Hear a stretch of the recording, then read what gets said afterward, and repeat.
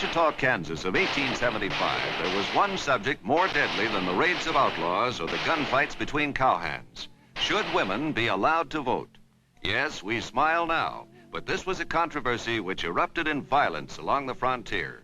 And when the women's suffrage movement hit Wichita like a tornado, Marshal Wyatt Earp found himself caught between the two warring factions, with his life and his job at stake. I'm going to tear that sign down. Yeah, go on. All right, break it up. We're both under arrest. What are you arresting me for, Marshal? Takes two to make a fight, Mr. Donovan. Well, we don't want no suffragettes from Wyoming telling us folks in Kansas what to do. I'm from Wyoming. We gave him a vote 5 years ago, and it ain't done no harm. Make it all he take him to jail. I got it. And the rest of you break it up.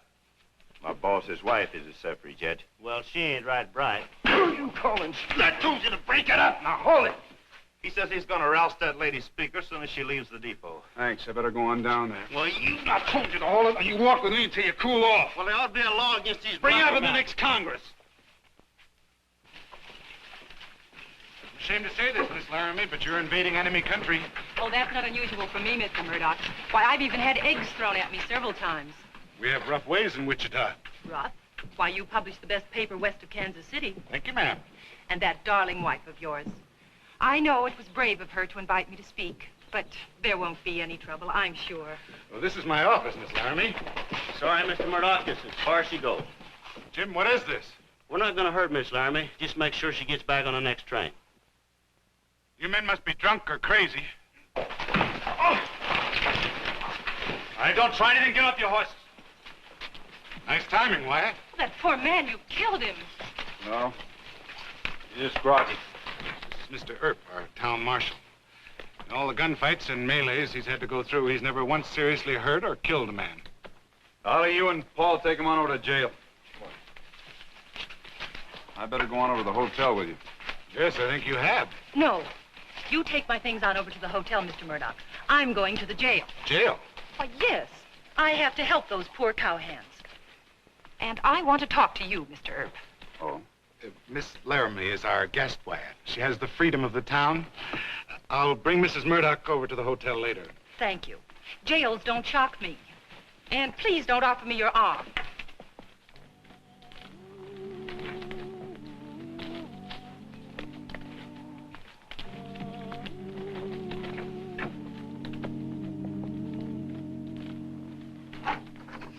And I can't quite follow your reasoning, Mr. Earp.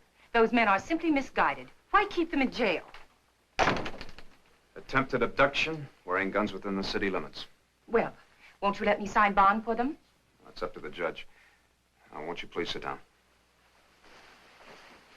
Look, Miss Laramie, woman's suffrage is a political controversy. It's not my job to take sides. I'm hired to keep order. Oh, a wishy-washy neutral. No, I'm a peace officer. I stop fights and try to prevent cowhands from interfering with you. Now, as to this meeting of yours tonight. Yes? May start a riot. I think you ought to change the place of the meeting and hold it on the other side of town. Oh, that's nonsense. Wichita is a civilized town. Wyatt!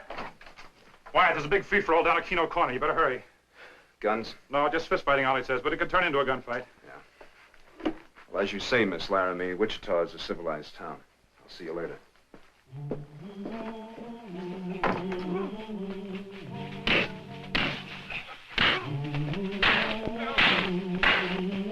Come on now, cut it out. What's the matter with you guys?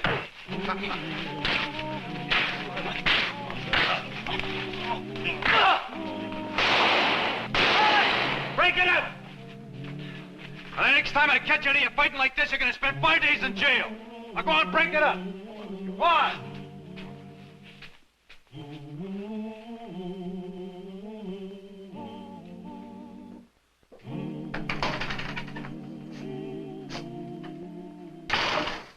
You favor votes for women?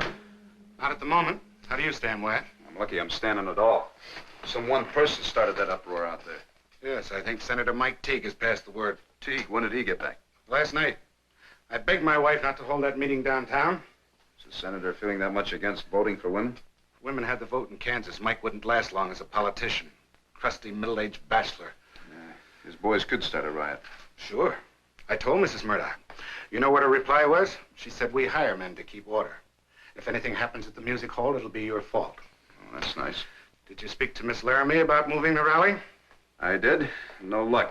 Now I'll go have a talk with the other side of the argument, Mike Teague. Hey, cheer up. What do you got to be so sad about? I have to write an editorial on women's suffrage. I thought being Marshal of Wichita was tough. Good luck.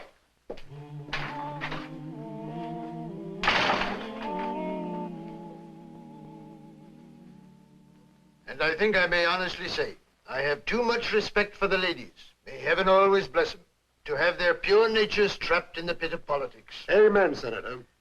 You know, I read in the Kansas City Star that the strain of voting would be bad for their health. Now, what do you think of that, Senator? A very important point. Who'd want his mother, his sister, or his wife jostling among men for a place at the polls on election day? We put our women on a pedestal. Why, gentlemen, if we force them to vote, they'll be running for office next.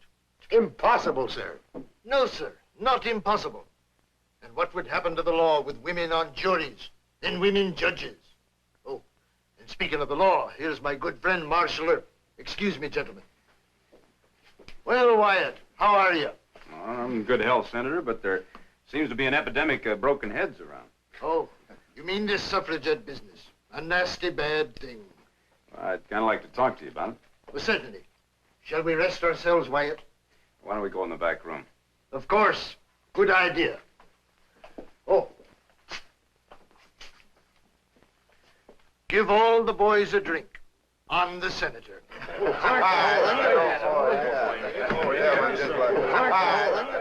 Now, look, it's my job to head off any more trouble before it gets started. And the Douglas Avenue crowd would listen to you, Senator. It'd be a big help if you asked the boys to cool off. What do you say? Wyatt, you've made a great record here. I'm proud of what you've done for Wichita. But you won't call off the rough stuff, huh? Oh, let's not put it that way. Well, how would you put it? I think she's after starting a riot so she can be a martyr. That's the way they put it over in Wyoming. Oh, you're one of the Lord's innocents when it comes to politics, Wyatt. The Laramie woman is a female John Brown. This is a police matter involving the public safety. I think you should close the music hall. What good would that do? They just hold their meeting out in the street. Then arrest the woman and escort her to the first train. Are you that afraid of it? What? Look, the females have been voting in Wyoming for several years. They got one of the best territorial governments I know about. Miss Laramie has made a quick convert. No, sir. But I made a quick discovery. It isn't just political conscience that bothers you. You're afraid of women. And the way they may vote.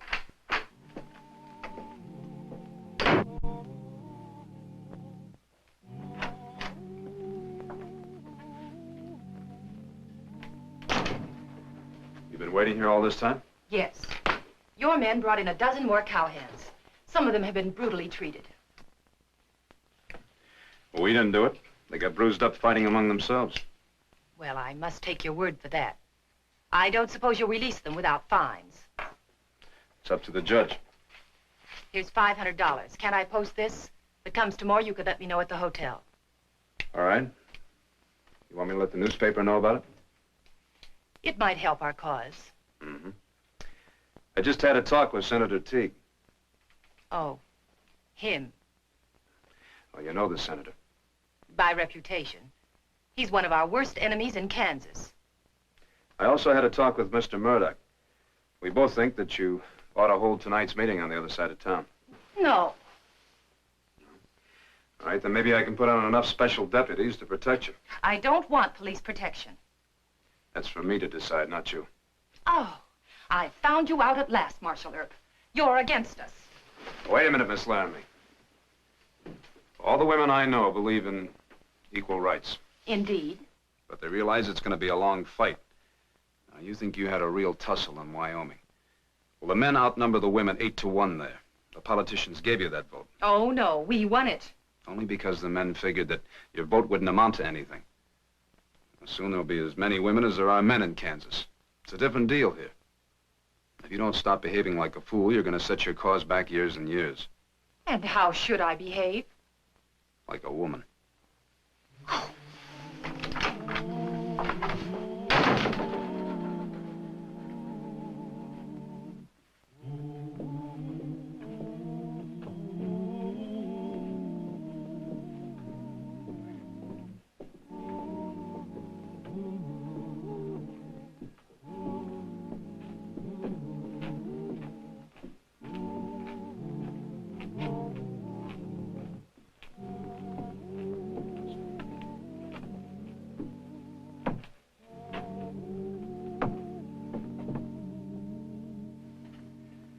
Ollie, in a half hour, I want you and Paul to go on over to the music hall. Watch that front door. Frisk every man for guns, rocks, and rotten eggs. I'll have the special deputies inside and on the back door. They'll all be carrying guns inside their coat. Oh, hi, Mr. Murdoch. Ollie, got to talk to you, White. Look, the special deputies will be here any minute. Why don't you go outside and meet them? Okay. Right. Any trouble starts, I want you to know who they are. Right. Yes, sir. You don't look too happy. What's wrong? That Laramie woman. She's talked the mayor into calling off your plans. What? They were ashamed to hand you this. I do all the dirty work. No police protection, just 2 officers outside the music hall. Well, Jim Hope's the boss. I'm sorry, Wyatt. They'll all be sorry long before that meeting's over. It'll be too late. Maybe I could say I never got this order. Whoa, now, Wyatt. Worst thing you can do is fire me. Well, we could both be wrong. What if nothing happens at all? We can't afford to rile up the mayor. Well, maybe you're right. I'm gonna still keep my deputies close by. Any trouble starts so we can get there in time. Maybe.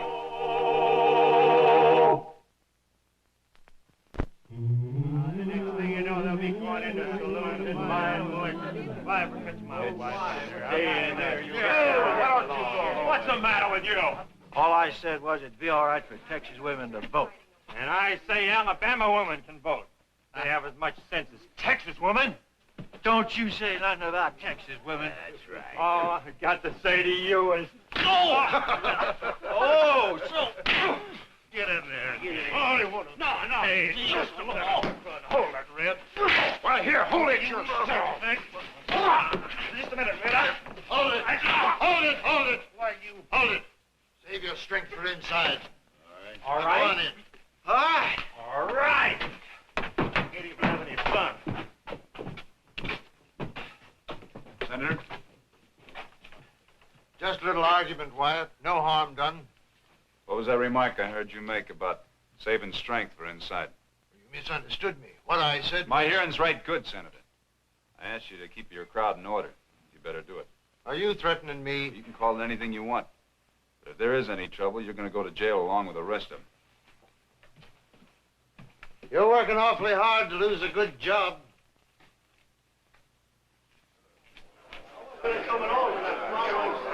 Please, ladies and gentlemen, may I present Miss Joan Laramie, the Joan of Arc from Wyoming. Miss Laramie. Please. I am not a monster. I haven't come here to put the people of Wichita in a dungeon. I have come to ask that you set free 1/2 of your own people who are now in chains.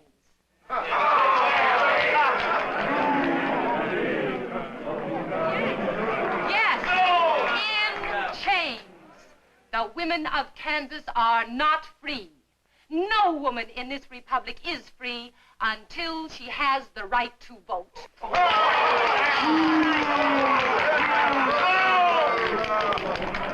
I repeat, no woman is free until she has the right to vote.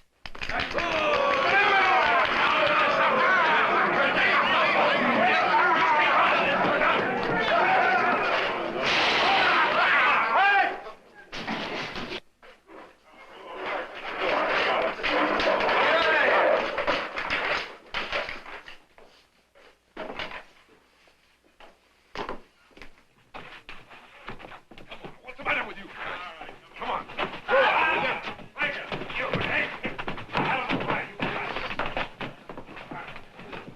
You may go on over to Dr. Brink's office. All right, there's a couple of men in there who need medical attention. I know it. I'll send some men over. Hold still, blast you. By rights, I ought to saw your leg off. Why, Doc? Which side you on? Neither one. I believe in taking the votes away from everybody until they prove they got the brains that the good Lord gave a goose. Huh? Stay outside. I got enough in here already. It's bleeding pretty bad, Doc. Sit down and wait your turn. Why, Doc, you know me. Sit down and shut up. There's a man over here's got a slug in his chest. Up on the table, Sonny. Easy now. Oh, Senator Teague? Yes? Oh, it's Miss Laramie. Oh, please don't try to get up. I heard you've been injured. Is it very bad? Ah, the ministering angel. Let me see. Oh, doctor. Doctor. You wait your turn. I will not. Give me a hand, boy. Just hold his shoulder. It's a big wound. Very dangerous. Oh, doctor, this won't do. He needs some stitches. All right, sister. Why don't you go and find a needle and a thimble? Doctor, I am Joan Laramie, and this is Senator Teague. Yes, yes, I know all about it. And a fine howdy-do you both started. Before you know it, they'll be bringing Wyatt in here dead. Let the senator bleed. I'll be all right. Well, a bandage is better than a handkerchief. Is it true that your people started the riot? Well, now, Don't lie to her, Mike. He doesn't have to lie to me. I've made friends of some of my bitterest political enemies. I hold to my opinion. Politics. Talk. That's all you keep doing. While I'm over here working, trying to patch these people up, fixing the voters so they can go to the polls. Hey, it's getting quiet outside. Let me see that wound. You don't need any stitches. Get out of here. Both of you. I got men out in that waiting room that need knife and bullet work. Don't tell me they missed you. I was lucky. Senator, can you walk to jail? You're not arresting me. That's right. Come on. Why, You better come, too. We're both under arrest? That's right. On what charge, might I ask? Inciting to riot. You're right, Wyatt. The senator just the same as admitted that his crowd started the trouble. There's a dead man over at the Texas Hotel bar. Come on. Persecution. Persecution. Politics. Oh, every day it's something new. Talk. Politics. How would he come now? Oh, boy. Politics. Wally? Yes, sir. These two people will be staying with us until I talk to the judge. You can't get away with this, Wyatt. That's for the judge to decide. After you're fired, my friends may hurt you. Well, thank you for warning me, Senator. If you'd like to use my desk to write another speech, go right ahead. No, thank you. Keep the door locked behind me. Yes, sir.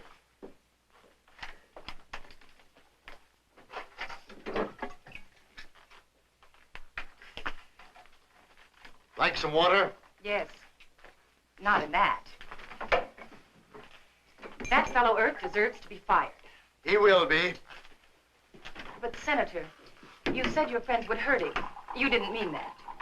I can't control my friends. But the mayor will release us, and the judge will discharge Mr. Earp. Isn't that enough? You started this thing. I did nothing of the sort. I came here to make a speech. on a bitterly controversial matter. But your friends started the fighting. I don't admit that. Well, it's true, and fortunately can be proven. Sorry I tried to make friends with a hoodlum like you. Calling names now. I've said all I'm going to say. Good.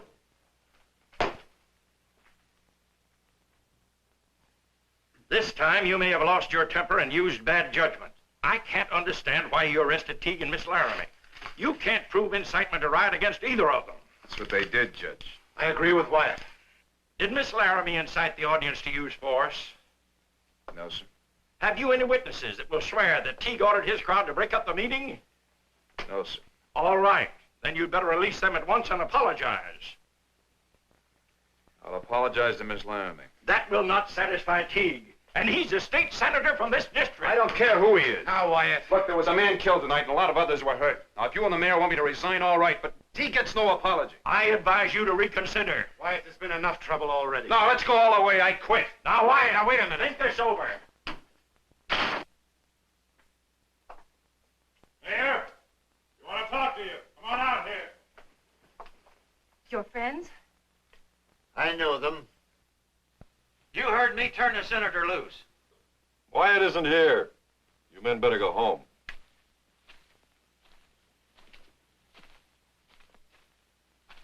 Call to them. Tell them to stop. He's asking for it. Then I will. No, wait. You keep out of it. 6 men against 1? Is that really what you believe in? I'm a hoodlum. Your own word. I got him covered, Wyatt. Just give me the word and I'll blast him. Hold it. Don't pay any attention to this star I'm wearing. I'm not the marshal anymore. I quit. That's real good news. Hold it. One of his deputies will plug us in the back. No, they won't. Ollie, whoever's inside there, stay out of this. Drop it. No fight. All right, Senator. All we wanted was to get you out of there. He's out. The judge ordered him released. You too, Miss Laramie. Just like I said, Wyatt. Come on, boys.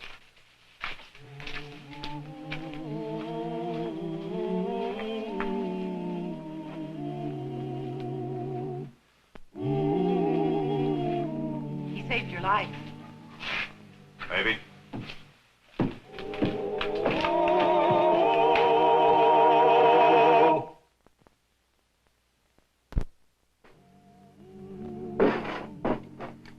You aren't really going to quit, are you, Mr. Earp? It's already done. The judge asked me to apologize to you, so I apologize. Is that why you want to quit? No, I arrested Teague and the judge wouldn't back me up. But you were wrong, you know. I was wrong about the man being killed? Yes, the senator was trying to stop his men. I was wrong tonight, too. And just as stubborn about it as you are. Oh? I'm going to hold another meeting, but away from downtown. I'm sure Senator Teague won't object at all. Mr. Earp, you're a brave man and a good officer. Won't you change your mind and... Wyatt, there's trouble at Dr. Bick's office. Some of the cowhands that got hurt are threatening to start the fight all over again. Tell Doc I'll be right down. All right.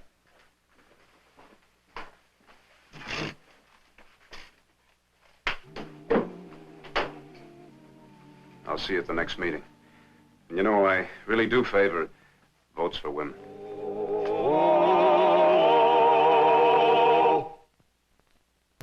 Well, he cleaned up the country, the old Wild West country. He made law and order prevail.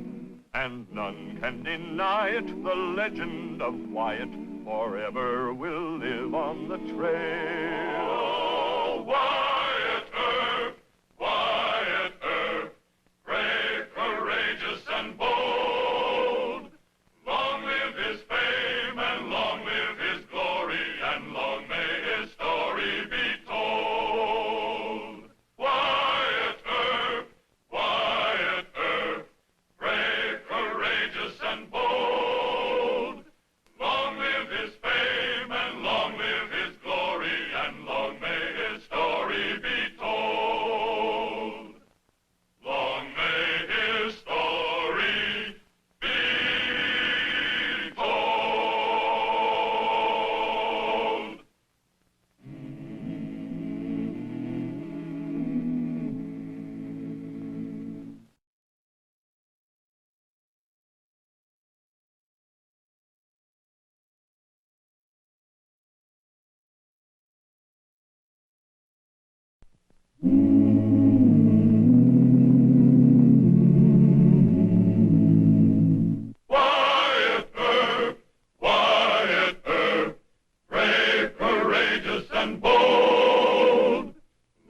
live his fame, and long live his glory, and long may his story be told.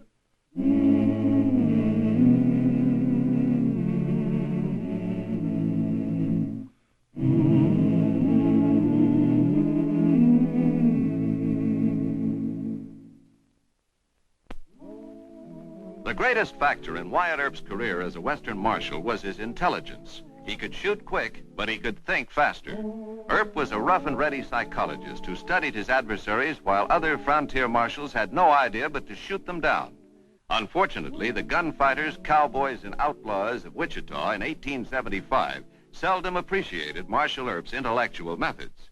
And his friends warned him that it was much safer to shoot first and think afterwards. In the case of young Turner Ashby, it looked as if they were right.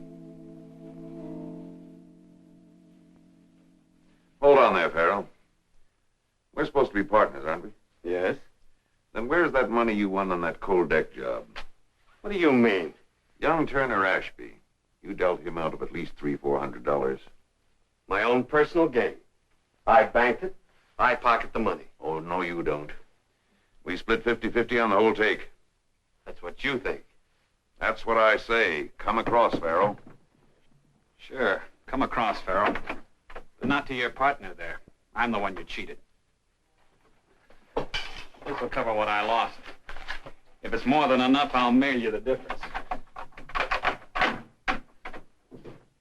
That settles our argument. But it doesn't settle the way you've been cheating me.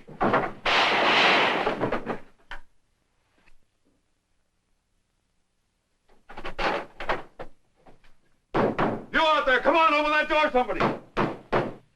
What is it? What happened in there? Better go in there and find out.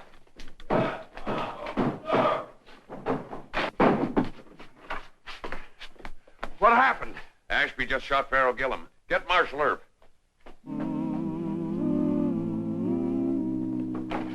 Farrell Gillum, my partner's been shot. I know, Gus told us. Right in here, Marshal. Clear case of murder, Wyatt. Turner Ashby held us up, and before Gillum could reach a gun, he was shot in the back. Sure it was Turner Ashby? I'm sure it was. He lost some money to Gillum and came here to get it back. Then he jumped on a horse and beat it out of town. You want to catch him, you better be quick about it before he reaches that wild bushwhacker country. He was shot in the back, all right. It's an odd-looking wound. How's that?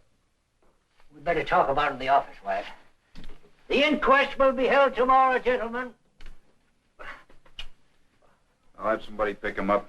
Keep everybody out of here.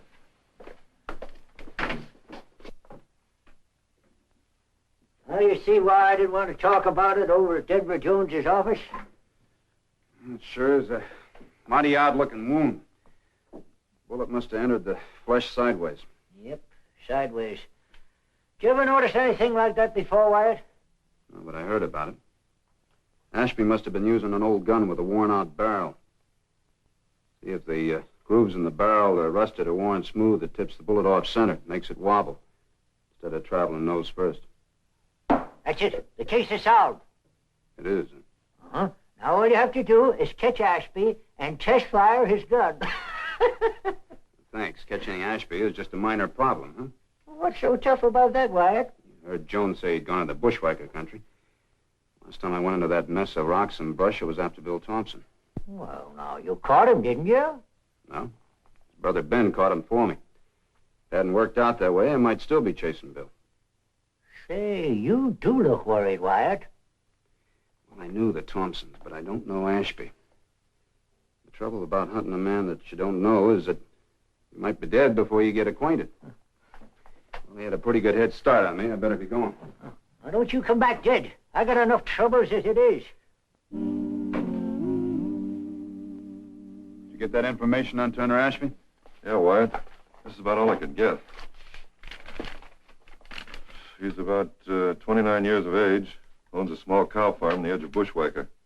They say he's lived in that section all his life. He's pretty hot-tempered and he's right-handed with guns. That's all, huh? Yep. Well, I got a telegram from the colonel over at Fort Dodge. Said he was sending my Indian friend, Mr. Cousin, to help me. I'm to meet him at the North Trace going into Bushwhacker come sunup. Mr. Cousin, you mean just you and the Indian? That's right. Well, aren't you going to take any of us deputies along? No. Stick along the bunt line, though. Well, you just stay here in Wichita and keep everything nice and quiet. The only reason I'm taking along Mr. Cousin is because he's the best tracker that I know of. Well, Wyatt, why don't you take me along? That's pretty bad country. You could get ambushed. Ashby's already shot one man in the back. Your wife wants you to stay alive. Well, how are you going to get word to us if you need help? Well, Mr. Cousin will send up a smoke signal. Come on, give me a hand, will you? Right. I'll be honest with you, Ollie. The only reason I'm going in after Ashby is because it's just too dull and tame here in Wichita. The bushwhacker country is lonely and silent as a tune. It's an evil place for a man to face, and many have met their doom. For the bushwhacker country is deadly as a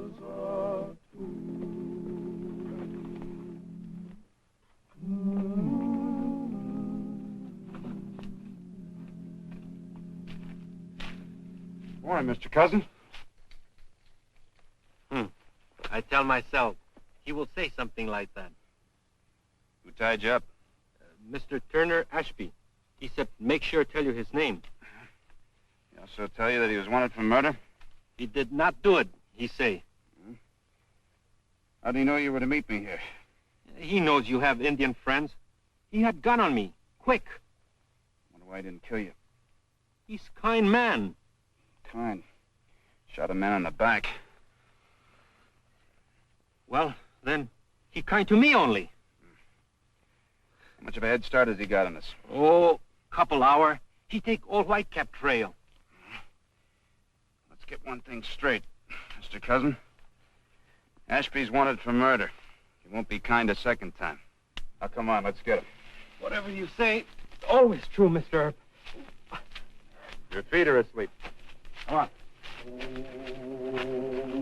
bushwhacker country is bad land, a law unto its own, Where the gunman rides and the outlaw hides among its caves of stone. For the bushwhacker country is law unto its own. Those men who tried its riddle to crack were brave and fearless men, but each one died with a bullet in his back and never was seen again. For the bushwhacker country is deadly as a Horse lame. Very lame. Bad enough to stop him? I think so. Where's he have to hold up? Cave. Near Hill Street. All right. Let's circle around those trees and rocks.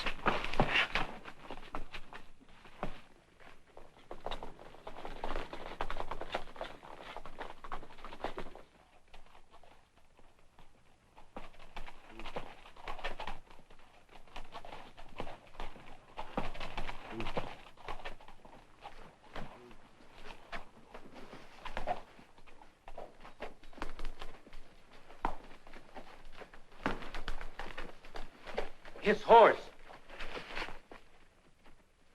Probably in the cave. Ashby? Come on out of there, Ashby. Go away, Earp. I don't want to hurt you. You come on out here and try it. You come in and get me. I'm not that stupid. I can wait out here as long as you can wait in there. Why waste time? I got plenty of time. Is that the only entrance to the cave? Just that opening. You sure? Only one opening, Mr. Earp.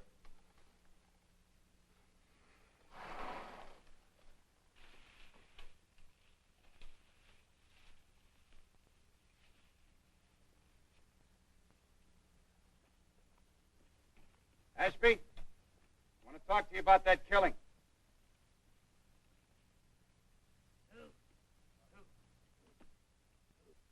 Ashby?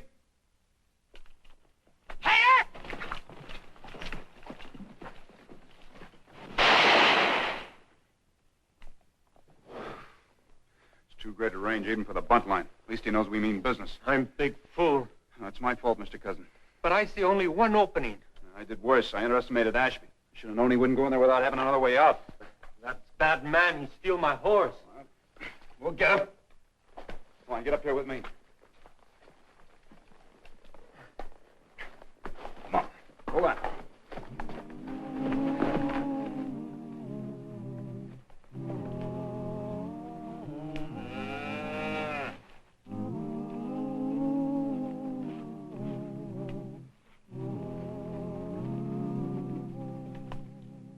He stopped to help Doggy out of water hole.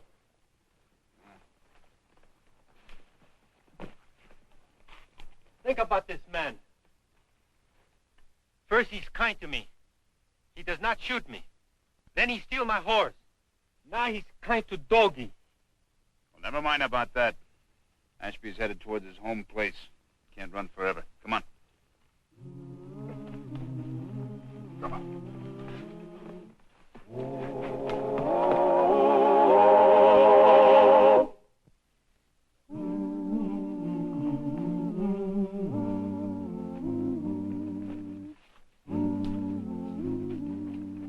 My horse. Come on, get off. Ashby still might be there. You circle around back. I'll give you time to get there.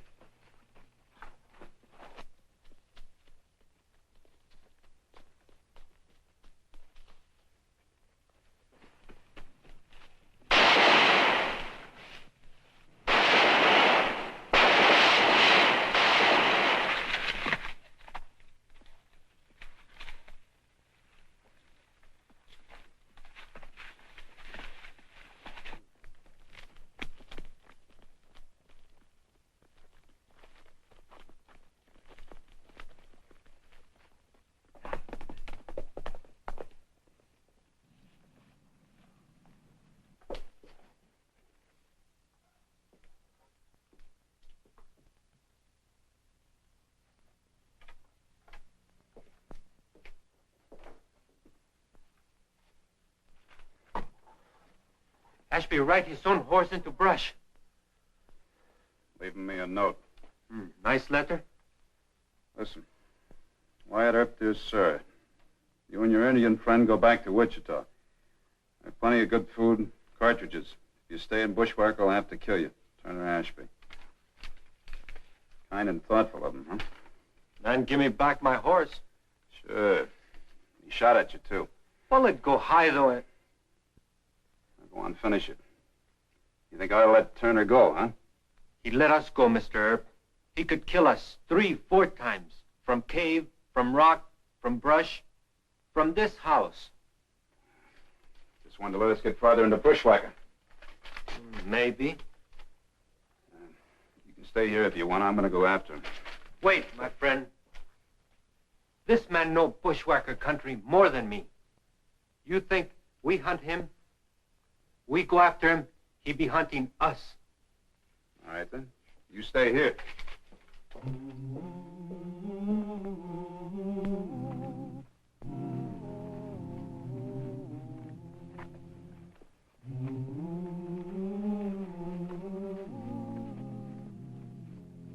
Fresh dirt.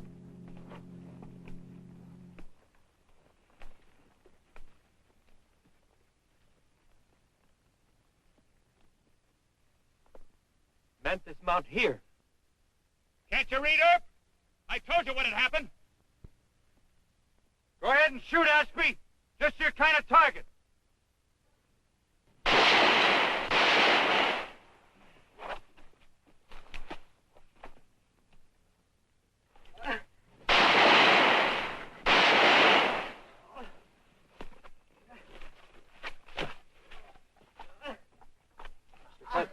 You hit? No. I think I break leg.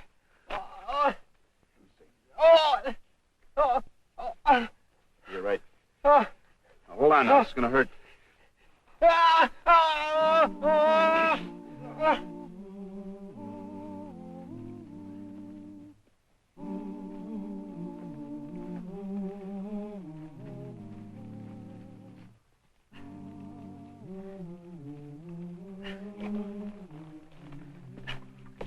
No, please. Ashby, catch us. Gotta rest.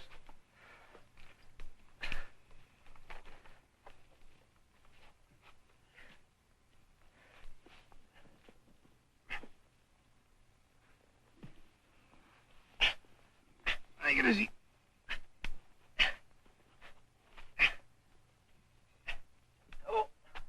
Watch. All right.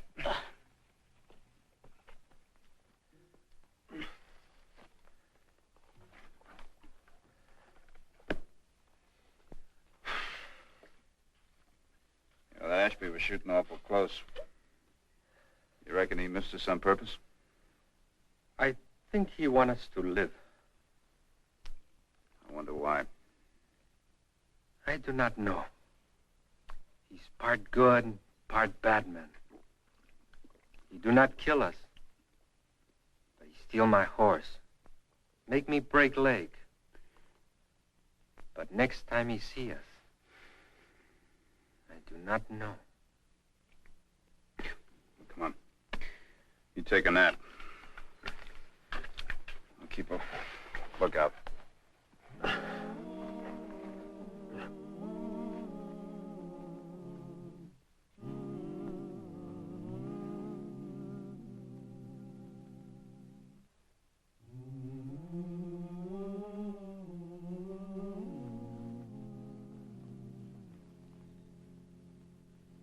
Hello, Ashby. Don't move. If I wanted to move, I'd have shot you as you came around that boulder. That gun looks almost new. Yeah, it is. What'd you do with your old one? I traded it in 3 months ago. Why are you so interested? Well, Gillum was shot with an old gun. It was so old it tipped the bullet sideways. I told your Indian I didn't kill him. Then why'd you run? I held up Gillum for the money he cheated me out of. I heard Jones yelling that I shot him. Man doesn't like to hang for something he didn't do. I'm inclined to believe you. That's nice of you. You could have shot us in the back, but you didn't. What are you getting at? Once you come to Wichita, I'll find the man who shot Gillum. You'll be cleared. I don't trust you or any John Law. All right, suit yourself. One thing you ought to think about. Such as what? I'm going to take my friend here to Doc Fabrique and get his leg set. Then I'll be coming back. I'll hunt you day and night until I find you. Earp, I came here to tell you something. In Bushwhacker, I do the hunting. Come alone or bring a posse. I won't be so kind-hearted next time. Front, back, or sideways, you'll get it.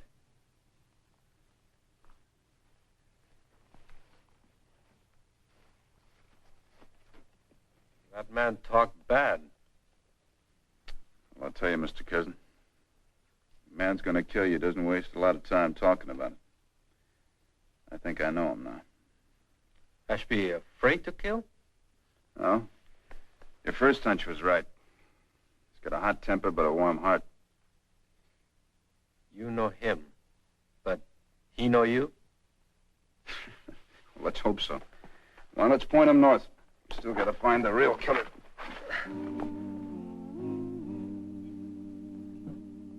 You sure that leg is set good and straight? Huh? You want to take over the operation? No, but I promised Mr. Cousin that he wouldn't limp. All you gotta do is find the fellow who shot Pharaoh Gillum. Leave the doctoring to me. Let the killer stew a while. You see your watch. 4:30. Gives me till 1 a.m. to take a nap. You tell Mr. Cousin that I got a room for him over at the hotel when he wakes up. What about my fee? It'll be $10. Let's see how good a job you did first. Mr. Cousin limps, you're going to pay the fee. 1 scalp. If I don't get my fee, you'll be limping. Let's have a nightcap, boss.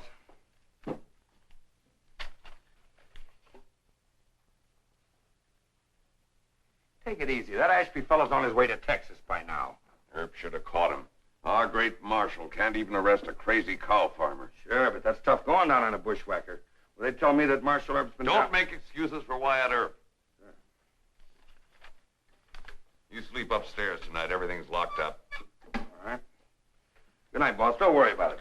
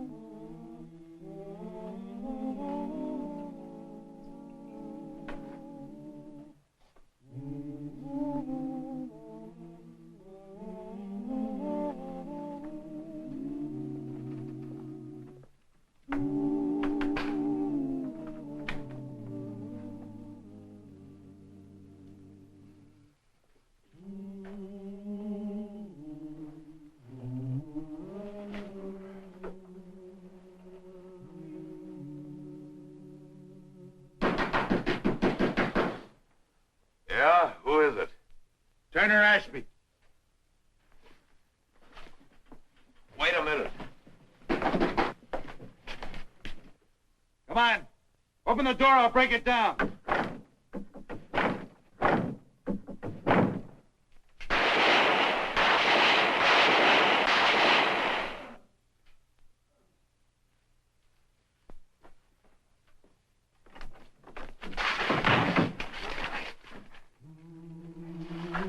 Nice old gun you got here, Mr. Jones. Come on.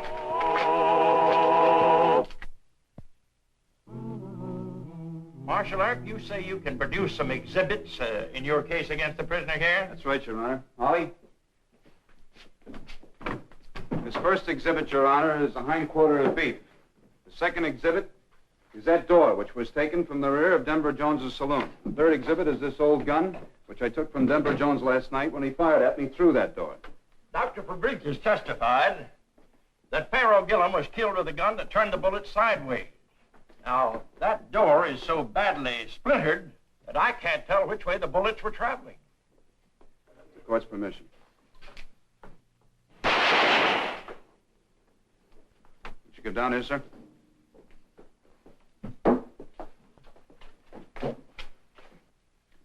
A bullet spinning properly makes a round hole in flesh. As you can see, this one wobbled and entered sideways. Yes, but I don't see... That still don't prove I had the gun on the night Pharaoh was shot. I tell you, Turner Ashby killed him. If he was innocent, why did he run away? How do you answer that, Marshal Earp? The prisoner has a good point there. Your failure to apprehend the other suspect in the case leaves the court in doubt. Turner Ashby will come back, Your Honor. What assurance have you of that? Well, sir, I hunted him and he hunted me. We got to know each other. I'd appreciate having a little more time. You've made a good point, and the prisoner's made a good point. I'd like a little time to consider this myself. This case will be resumed Tuesday morning at 9 o'clock. Thank you, sir. Court's adjourned.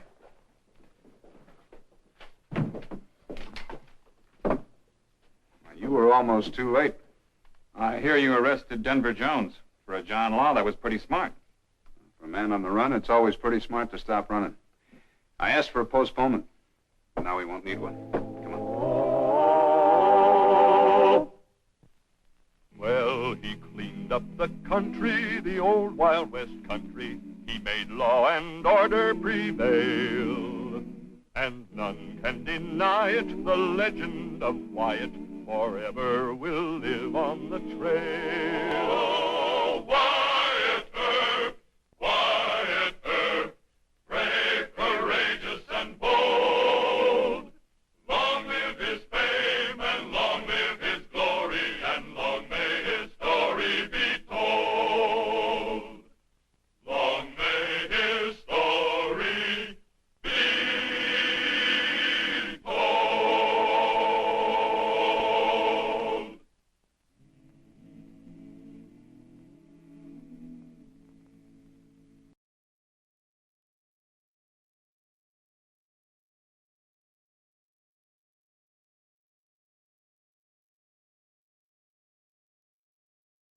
Wyatt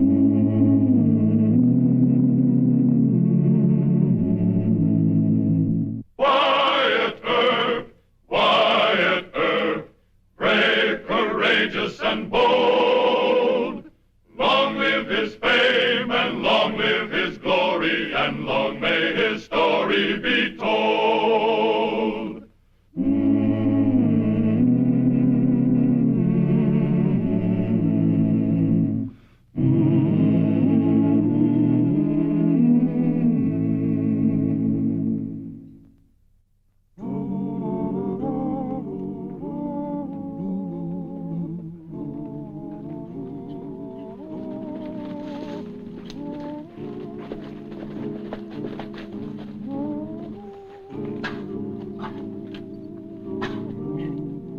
On the western frontier of 1875, a tragic phase of lawlessness was the range war.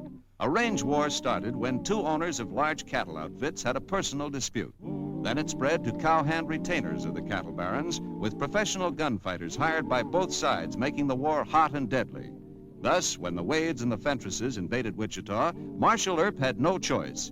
He must break up the fight or the city streets would become their battleground, and every Wichita citizen might suffer the fate of the innocent bystander. Hold it! Break it up! Break it up! What's the matter with you fellas anyway? You know better than that. Get your gun! Come on! Come out of there! Come on! Back up there! Back up! Get there! Get there! Come on, please. Come here. Can't do that to a Wade man. What's it fight? Stop it! Stop it! It's what good! You wait a minute! Stop it! Wait a minute! Stop it or I'll get a gun and I'll shoot every one of you! Break it up! Break it up! Break it up! Come on. Stay out of this! I said break it up! Break it up! Shall I take them all to jail? Any of them drunk? Well, they don't seem to be. I want him and him and him arrested. Arrest all 6 of them. They're Wades from the Bar W. They jumped 3 of our men and it just wasn't... Hold it! Any of them are hurt, take them to Doc Fabrique. Turn the rest of them loose.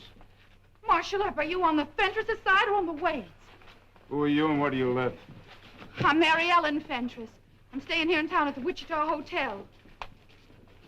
You better get inside and cool off. Let me have this. Come on.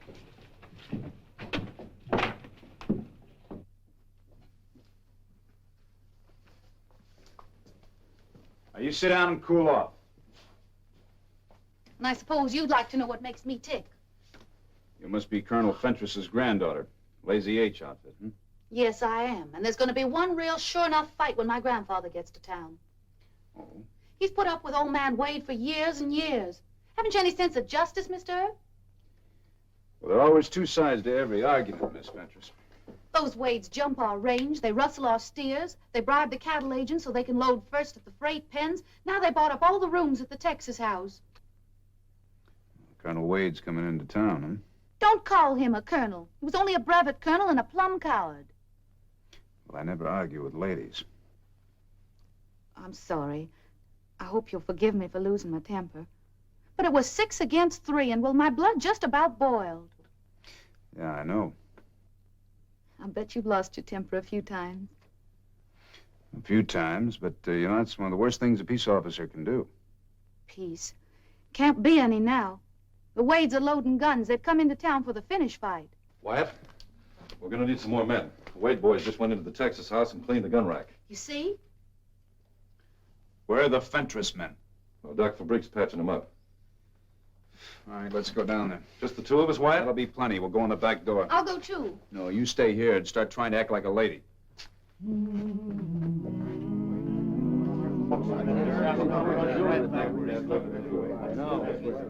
All right, put your hands on the bar. You put yours on the table. Come on, move. Get their guns, Ollie. I give you men a break on the streets. Now you're going to go to jail. That Fentress girl put you up to this, Earp? Same law goes for the Fentresses. I've had enough trouble from both outfits. Now go on, get moving. Come on, move.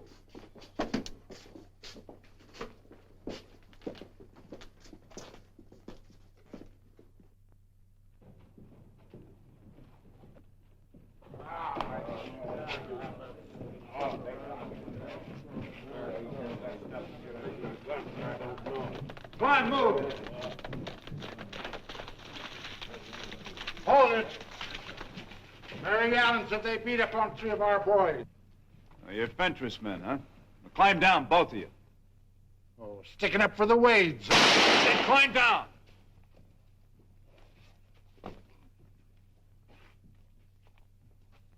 I'll fall in with the Wades. Go on, move.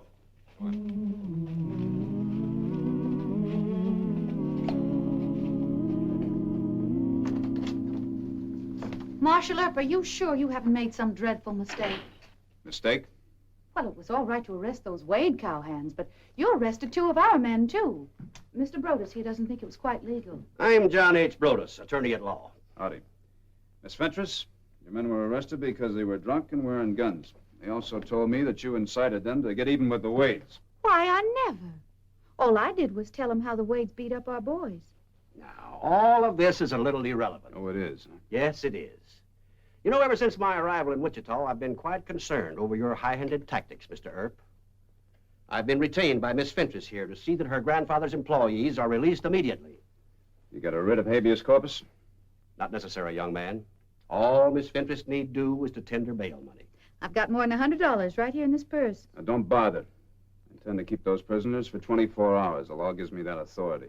Now, look, if the Wade and Fentress people aim to start a private war, they're not going to start it on the streets of Wichita. But you have no proof of And that. I don't waste any time on shysters, so you better get out of here. But you dare call me a shyster and a fool, and I told you to get out.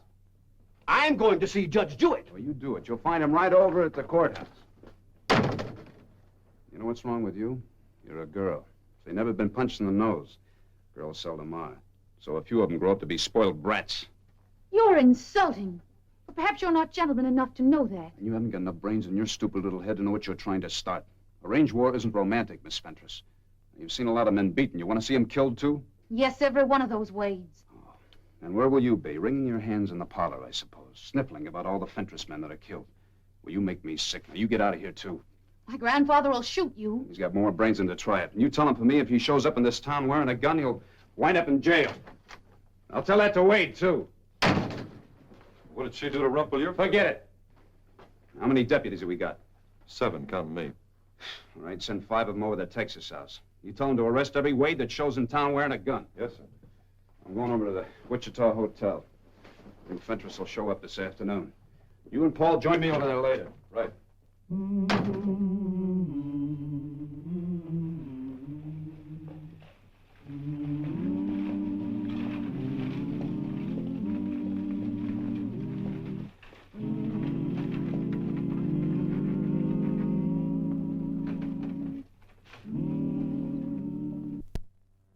Oh, Grandfather, thank heaven you've come. You having trouble, Mary Ellen? Oh, it's that Marshal Earp. He says we can't fight the Wades. 3 of our men got beat up, then he arrested 2 more and took them to jail. And when I got a lawyer to try and get him out, why, he said just dreadful, insulting things to me. He did, huh? He treated me like a poor, trashy nobody. Then he took our lawyer and just shoved him out of his office. I reckon we'll drive straight to the calaboose, Curly. That Earp has needed a teaching for a good spell. Hold on, by Jove! You Colonel Fentress? Oh, I am, sir. Then you're under arrest, sir. Don't you dare try to You take stay him. out of this. She's been trying to start a free-for-all ever since this afternoon. You think you can stop it? Well, if you and Colonel Wade haven't got enough sense to stop it yourself, then I'll have to do the job for you. The jail's right this way, sir. I won't be there long. No, you won't, Grandfather. Mr. Brodus is seeing the judge right now. And why don't you arrest Wade? I intend to, as soon as he shows in town. It's too bad I can't arrest you, too. Now, let's get going. Don't worry, honey. He'll pay for this.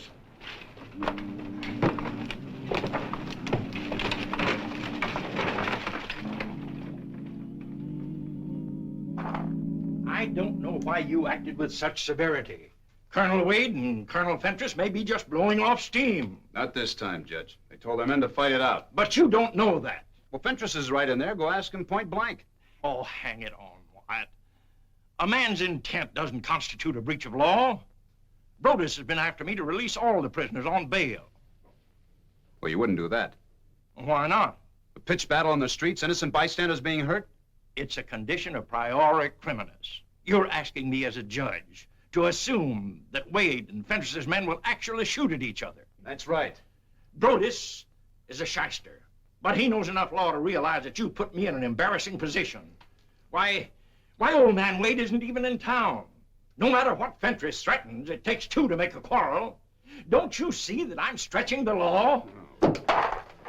Don't lose your temper, Wyatt. Oh, I think I'm doing right well, considering there's a range war about to bust loose in this town. And you quote Latin. Let me tell you... Oh, wait a minute, Judge. You listen to me. If you grant those men bail or sign writs of habeas corpus, I won't honor the papers. Indeed. Now, you're the judge, but I'm the marshal. The Brodus gets you to sign papers, they have to be enforced. Well, I won't enforce them, and neither will my men. Do you realize what you're saying? I took an oath to keep peace in Wichita, and that's what I aim to do. As long as you're a marshal. Well, sir, in order to remove me, you have to have a trial. Mayor Hope is out of town, so you can't fire me. Wyatt, don't fuck. Excuse me, Wyatt. Old man Wade just got in. Where is he? Sitting over the lobby of the Texas house. He's just loaded with shooting iron. We didn't want to tackle him without you knowing about it. Looks like a gunfight. Wade is right peaceful, isn't he? Well, maybe you better come along and find out what his priority criminous condition is for yourself. No. If he refuses to surrender his weapons, you arrest him. Thank you. I will.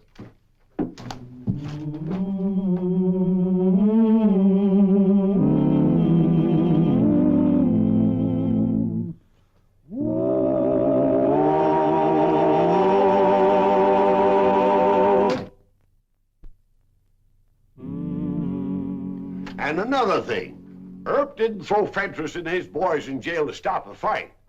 He threw them in the calaboose to protect them from my boys. I hear he's sweet on Mary Ellen Fentress. What kind of a law is that? A short-horned marshal taking sides with Fentress. I ask you. Colonel? Now, don't get scared, son. Just keep your hands away from your gun. Marshal Earp says you'll either have to check those weapons or be arrested. Well, so that's what Earp says, eh? Yes, sir. Well, you just tell him to come here and try and arrest me. That's what I'm waiting for. What's the matter? Didn't you hear me? I said tell him. I'm right here, Mr. Wade. Yeah, that's just what you do, Earp. Sneak up behind a man. I didn't want to have to kill you. A typical sneaky Earp trick. Come on, stand up. We'll take a little walk to jail. I'll have a lot of my boys here around sunup. How long do you think I'll stay in jail? Just as long as I want you. Now get your hat. Yeah, I heard about you.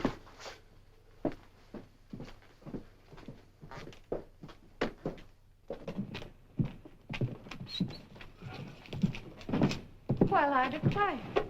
It's Brevet Colonel Yellow Jack Wade. You just better stay in jail if you know what's good for you. Let's go. Marshal Earp, please. I was wrong. You did arrest Colonel Wade. I'd mighty well like to apologize. All right. Please. Can't we be friends? Why? Well, I just might be able to persuade Grandfather to call off the fight. Why would you do that? Well, in all my life, no man ever talked to me the way you did. And it started me to thinking. If you'd escort me to the lobby of the Wichita Hotel, I'd mighty well like to talk it over. All right. And then I got to thinking, what's all this awful fussing about? Just because Grandfather says Wade didn't support the 9th Virginia Regiment at the Battle of Malvern Hill. That was 12 years ago, Mr. Earp. And that's what started all the trouble, huh? Uh-huh, truly it did. See, Wade was in charge of a Carolina regiment. But he turned yellow and he ordered his wonderful men to turn back, exposing Grandfather's position. I know it was a terrible thing for Wade to do, but all the same, it just doesn't seem right that Grandfather should nurse revenge all these years, now does it? No. But what you said about me, that I'd weep crocodile tears in the parlor while our men and theirs were getting shot, what made me see myself as a mean, cruel person. Am I really that wicked, Mr. Earp? Well, I don't know any saints in Wichita, Miss Fentress. But you'd like me to prove I've changed by getting them to call off the fight. Your character's none of my business, but... well, you might win a big star for your halo if you could put an end to this row. But I'll need your help. How? Well, just getting Grandfather to call off the war wouldn't settle it. You'd have to agree to let him and his men out of jail. And hold the Wades, Uh-huh. That'd give us time to get out of town. Everybody'd have a chance to cool off. All right. You and I'll have a little talk with Colonel Fentress. And if things work out peaceable, we'll be friends? Oh, that's right. Fine of you, Mr. Earp. You know, you're the first man that ever told me the truth about myself. Yeah, well, let's go find out what your grandfather has to say.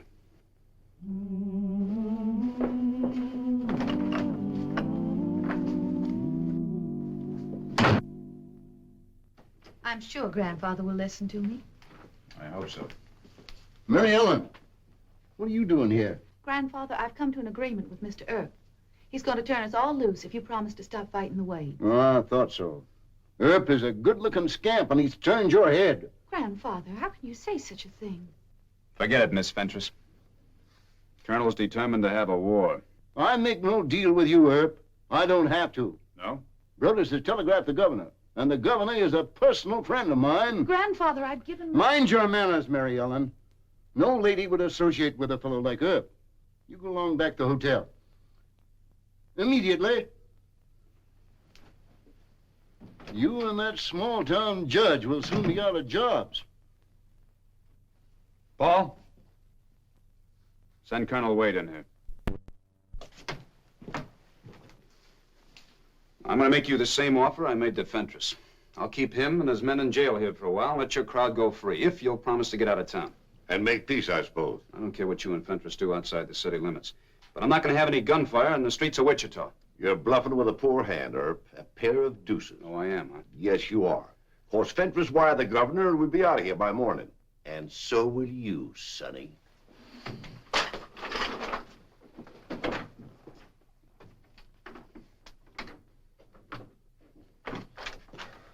Wyatt, a Fentress cowhand and a Wade gunslinger are making showdown talk on Douglas Avenue. They've hid their guns, so we just can't arrest them. Let's go down and get it. What have you been doing sitting around here talking? You wouldn't let them run us out of town? Come on, get out of the way. You've been doing enough talk. Why don't you draw?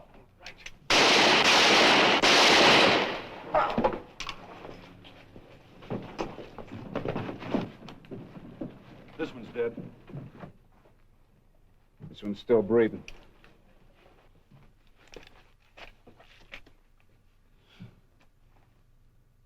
He's wearing Bar W spurs. First blood for Colonel Fentress. All right, you men, take him on over to Doc Fabrique's. Give him a hand.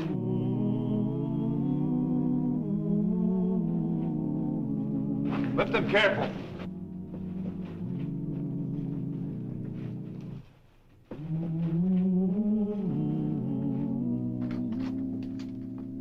Wyatt, the jig's up. A writ of mandamus from the court in Topeka. We've got to release both Wade and Fentress outfits. According to what the court says. Now, Well, Wyatt... they said it, let them enforce it. I'll be impeached, and you'll be fired. Look, there's one man dead and another man so badly wounded he'll be crippled for life. And do you know why? Because 12 years ago, Fentress accused Wade of being cowardly at the Battle of Melbourne Hill. Ollie, bring Fentress and Wade in here. Judge, I'm going to say something to them that you won't want to hear. Will you leave us alone? But you don't understand. A writ of mandamus... Judge, please. Good night, Wyatt. Good night, sir.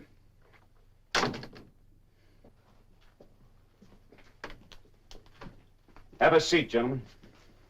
Thank you, sir.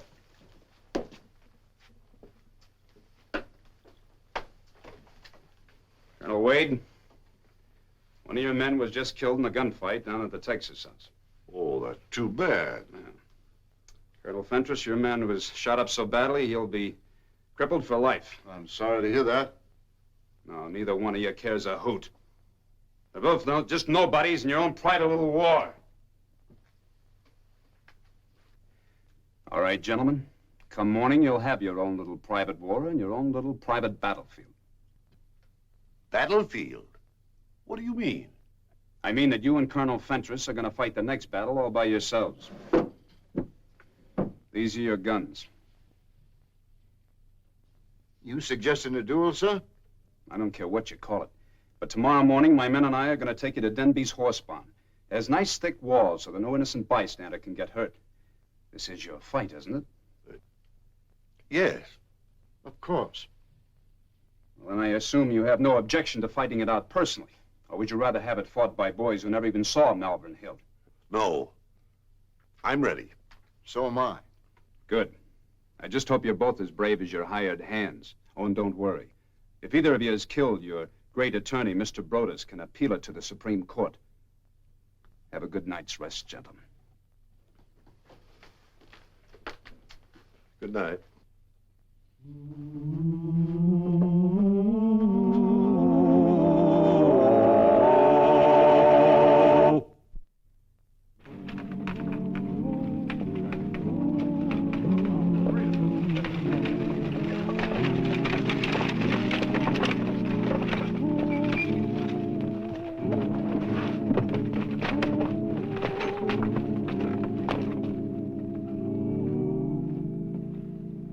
All right, gentlemen.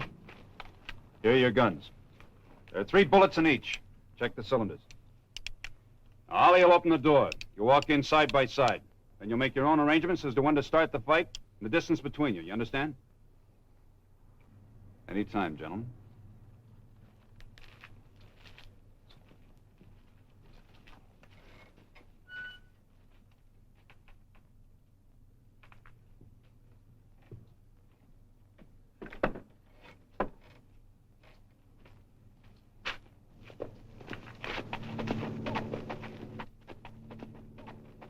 Grandfather! Where's my grandfather? Take it easy. Your grandfather and Colonel Wade went inside the barn to shoot it out. Are you mad? He's an old man. He doesn't see very well. He's no older than Wade. But he'll be killed.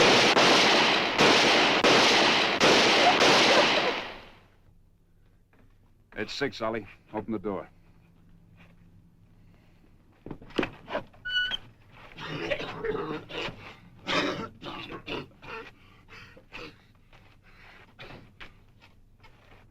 My grandfather, you killed him. He's dead, you murderer.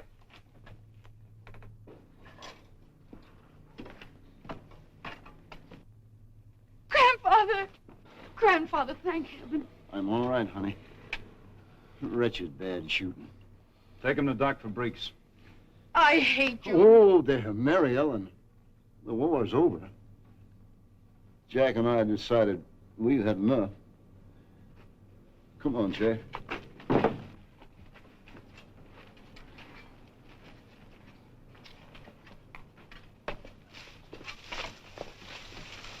Go ahead, Colonel. Thank you, Colonel.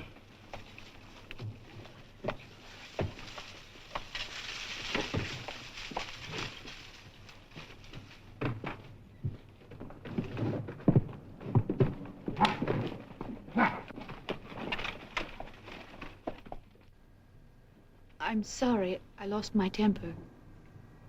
I lost my temper, too, but I'm not sorry. Just for once, the old fools who started a range war had to fight it out themselves. Please.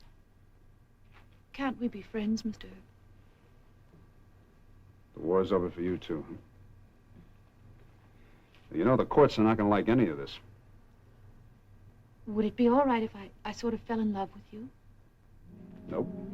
I'm under a writ of mandamus. A writ of... What's that? Well, that means I can't get married for years and years.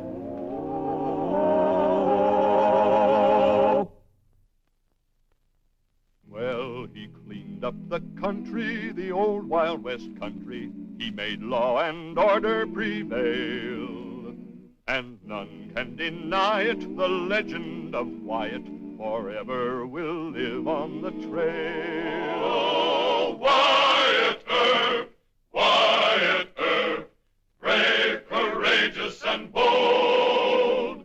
Long live his fame, and long live his glory, and long may his story be told.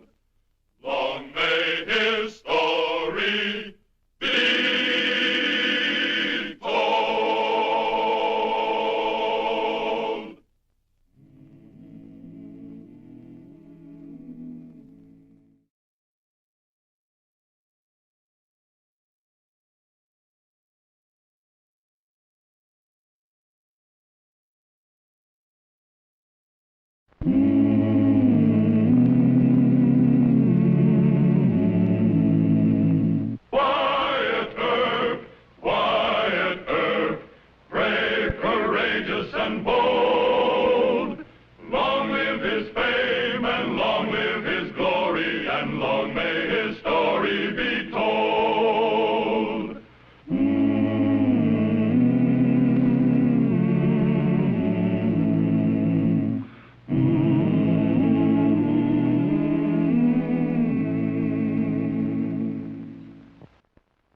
The friendship between Wyatt Earp and young Bat Masterson began in Ellsworth, Kansas. It was interrupted when Bat went off to school and Wyatt became Marshal of Wichita. Earp's time as Marshal of Wichita was drawing to a close, and in the meantime, Bat had grown up. But he still had the ambition to be a ladies' man and to wear a star in his own right. This had brought dangerous consequences. It brought young Masterson into conflict with the notorious Sergeant King, a former cavalryman and one of the meanest characters on the western frontier.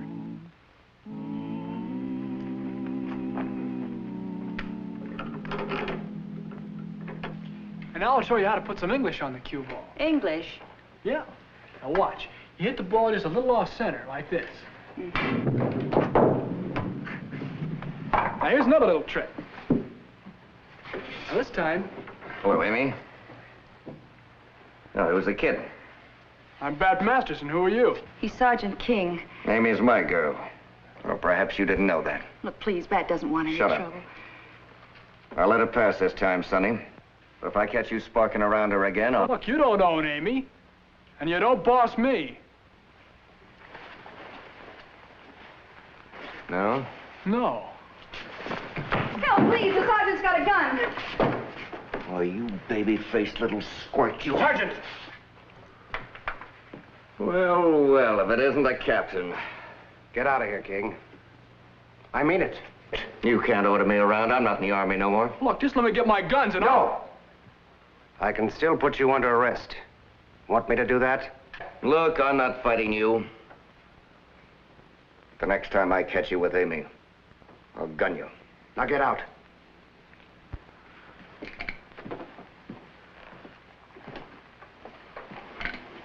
You're young Masterson, civilian scout at Fort Dodge. Yes, sir. Does your friend Wyatt Earp know you're tangling with gunfighters like King? No, sir, but I'm not scared of them. Sonny, he'd have killed you. Next time, I might not be on hand. Oh, Bat. Now, don't you worry about me, honey. Marshal Earp? Oh, Captain. Been a long time. And now time is short. I have to join my patrol. When did you last hear from Bat Masterson? Bat? Oh, it's been about 4 months. He wrote me from school in Topeka. He's not in school now. He signed on with the Army as a scout. Fine. Promised me he'd stay in school. I think he got a little too big for the other boys. But you've heard of one of my former non-coms, Sergeant King. Oh, yeah. Well, Bat's picked himself a fight with King over some girl at a roadhouse near Dodge City. He's in trouble. Masterson wouldn't stand a chance with King in gunplay. No. I better ride over to Dodge and have a talk with Bat. Good. That's a big load off my mind. You'll find him at Regan's Roadhouse outside Dodge. Oh, it's mighty nice of you to pass the word, Captain. Well, I haven't forgotten how you helped us out with the Daggett gang in Oklahoma Territory. Now, watch yourself, Mr. Earp. King's bad medicine. No, I'll be real careful, Captain. Thanks again.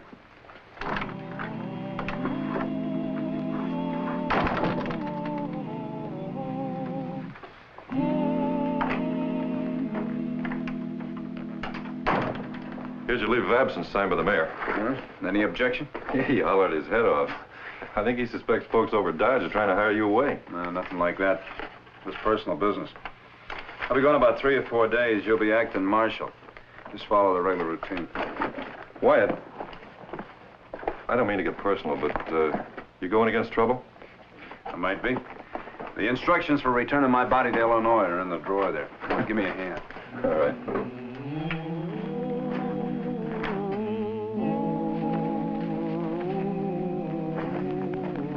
Amy! Amy!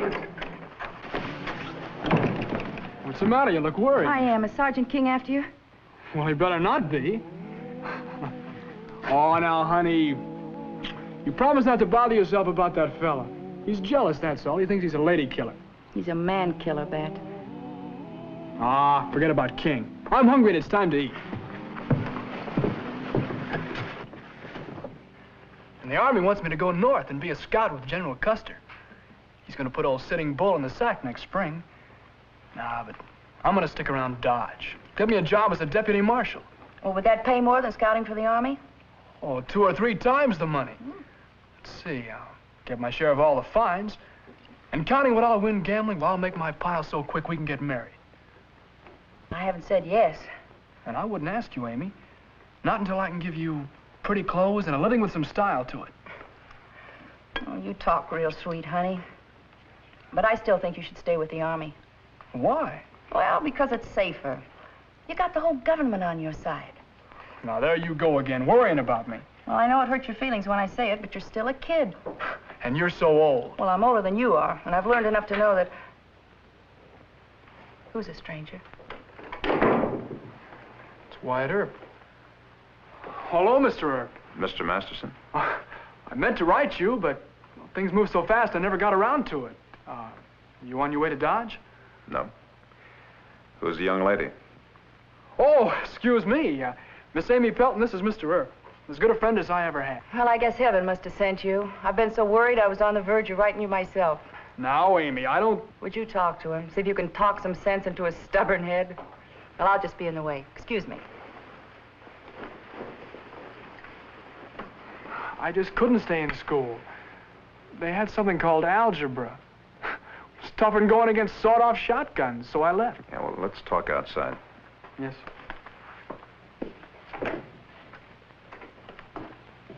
And I don't like scouting for the Army. I want to star. I am to be a deputy marshal in Dodge. Well, there's nothing wrong with that, Mr. Masterson. Look, Amy tries to treat me like a kid. Are you going to do that? No. Well, then stop calling me Mr. Masterson. I'm a grown man. Call me Bat, will you? We're friends, aren't we? All right, Bat. The only reason you called me Mr. Masterson was to make me feel older. Now I feel plenty old. But I'm, messing into your private affairs, huh? Well, who asked you to come here? Good friend of yours. He, kind of thought you were rushing things a bit. How do you mean? Miss Pelton? You in love with her? Yes, I am. Aim to marry her? That's right. Just as soon as I get me a deputy marshal's job in Dodge. What seems to be the hang-up there? New mayor. Fellow by the name of Hoover. Says he wants men with more experience. I told him I used to help you in Ellsworth. What did he say to that? Said if you'd recommend me, I could have the job. But I don't guess you'd do that, huh? No. Not yet a while. Not yet a while. It's always not yet a while, isn't it? With you, with Amy, with all of them. I'm gonna ride to the next saloon and get drunk.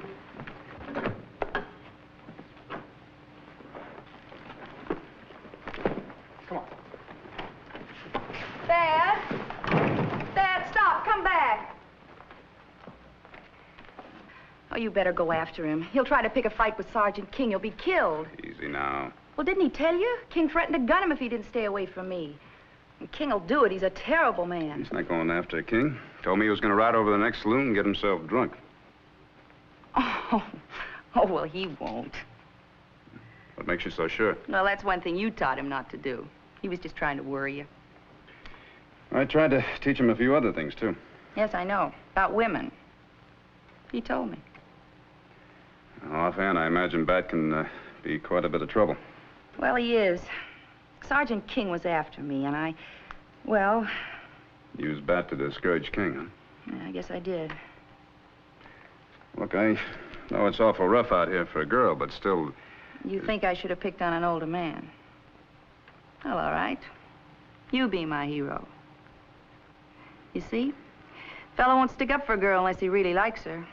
And Bat really likes me. And besides... Come on inside. No, you go on in. Hold it, Amy. Where's Masterson? He's not here. That's right. You're both lying. Your name, King? Now, who are you? Earp. Wyatt Earp, Wichita.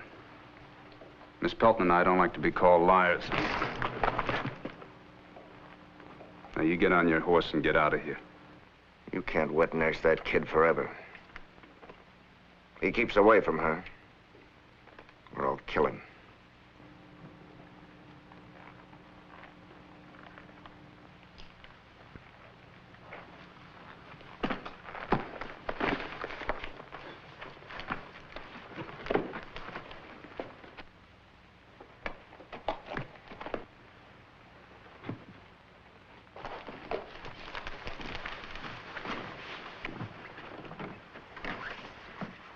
Don't look very drunk to me.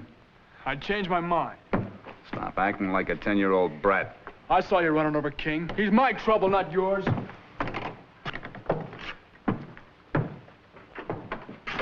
Look, quit following me, will you? I don't want to talk about it. I'm your friend, remember? Yeah, my friend. Playing a big hero. My wet nurse. That's what King called you, my wet nurse. Maybe you need one. Yeah, well, you'll see if I do. And so will King. The worst thing that could have happened. The very worst. Is it? Yes. A man fights his own fight. He doesn't let a friend fight it for him. No, I don't want any. I got back just when you were taking his gun away. 1 minute sooner and I could have faced him on my own. No, you couldn't. Oh, you mean you wouldn't have let me? Look, Mr. Earp, can't you see you've got to let me? King said it when he said you can't wet nurse me forever. Look, I want you to live a while. I can take King in a gunfight. Now, don't be foolish. He's put 9 men in Boot Hill. Oh, drunks, bragging cowhands. A couple of scared rabbits that didn't dare shoot back. Gosh, Mr. Earp, I thought you had more confidence in me with a gun. That gunfighting isn't target practice. Well, there's got to be a first time for every man. All right, and wait until you're a man. Mr. Earp, I'm past 21 years old. It's been a long time since Ellsworth. Look, all you want to do is show off in front of Amy. You want to impress her. No, I don't. Yes, you do. And I got to tell you something. I had a long talk with Amy, and she's not that much in love with you. What'd she say? Well, she doesn't like Mr. King either. You just happen to show up conveniently. Well, I don't believe that. I'll go soak your head in a tub. Cool off. I'll be downstairs waiting. If you get sense back, I'll talk to you.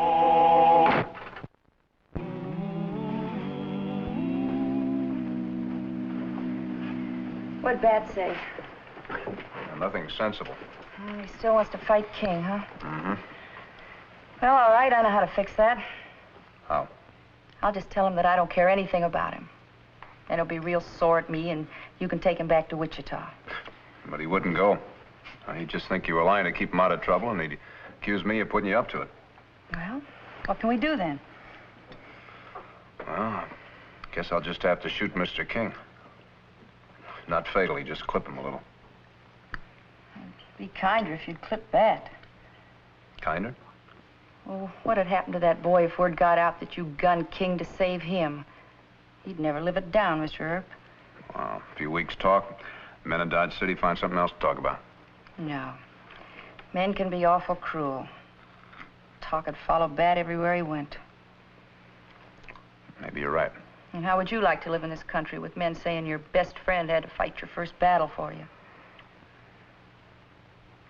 Well, there's only one other chance. What's that? He wants to wear a star. He wants to be a marshal.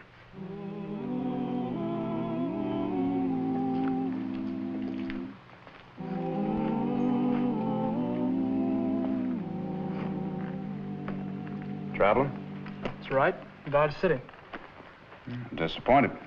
Oh, sure. I was just out there walking a little bit. Thinking about what you said this afternoon about the deputy marshal job. Yeah? I can't very well recommend you for Dodge because I don't know what their plans are there. How about working in Wichita for me? No, thanks. Make you full deputy. Well, can you hold the place open?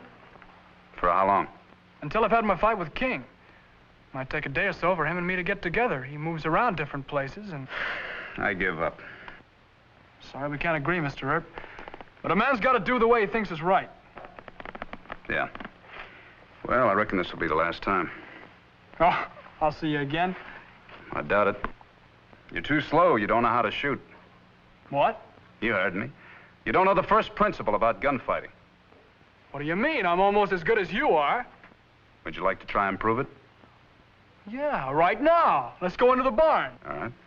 Trying to shake hands with me for the last goodbye. I'll show you a trick or two with guns you don't even know. You think I'm just a bragging kid? Well, I practiced my draw. Practiced hours and hours. When I'm clean. Let me see it. What's the matter? Don't you trust me? It's not the point. It's always the unloaded gun that goes off. Here.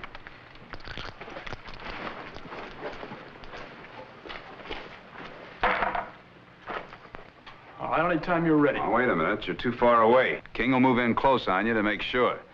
Come on. That's That's it. Hold it right there. All right.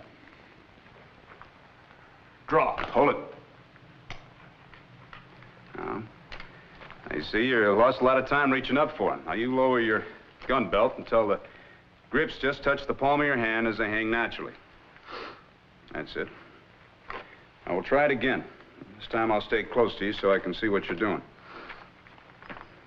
You ready? Yeah. Keep your hands down. Well, that's pretty good. If I'd have missed you or hadn't hit you in a vital spot, you could have gotten a shot off at me. Well, I didn't claim to be as fast. I said almost as fast. You're plenty fast enough, but you telegraph. Telegraph? Mm-hmm. A gunfighter who hasn't had too much experience usually starts the draw with his eyes. He either blinks them or narrows them and lets the order that his brain has given to his hand show in his face.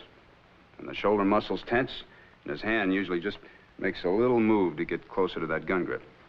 You mean I did all those things? Well, any one of them would be just enough to give King 1/10 of a second on you. But your main fault is that you're watching my hand. Well, aren't you supposed to watch to make sure the other man is really going to draw? Well, don't you worry about King. He'll draw. Now, you never mind his hand. You just keep your eye on the spot you want your bullet to go. Now, where do you want to shoot King? Well, just shoot him. I hadn't thought about exactly where. I guess I'll hit him in the shoulder. That's what you do. But just where in the shoulder? Well, right here. No. No, a shoulder shot is aimed just a hand's length. Right here, from the breastbone. You hit just below the collarbone. Now, the bullet paralyzes the brachial plexus nerve. The impact spins your man off balance, and he falls. Yeah, but what if King draws with the other hand? Well, you got to take care of that, too. Load your gun.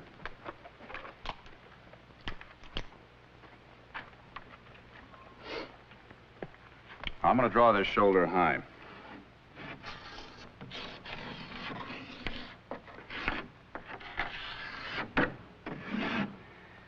Now, this is the area for the cripple shot. Right there. Now, a miss to the left, you'd either get the throat or you get the heart. Miss to the right, you'd miss clean. Now, remember, the moment you see King, you draw.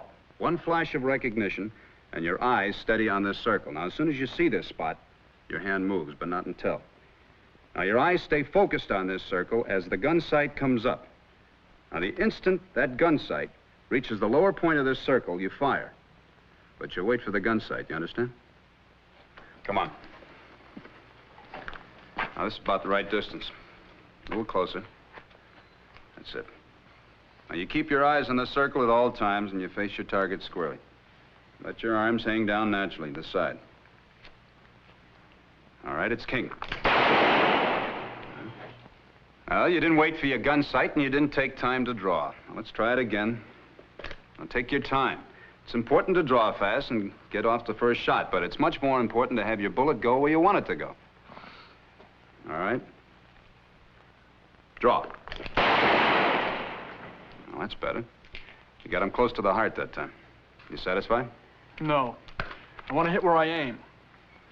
Look, Bat, why don't you forget Amy and King and come back to Wichita with me, huh? I thought we were talking about gunfighting. Now, is there anything else I ought to know? Yeah, there's plenty more you ought to know. We'll have another session tomorrow. In the meantime, you just practice what I taught you. All right.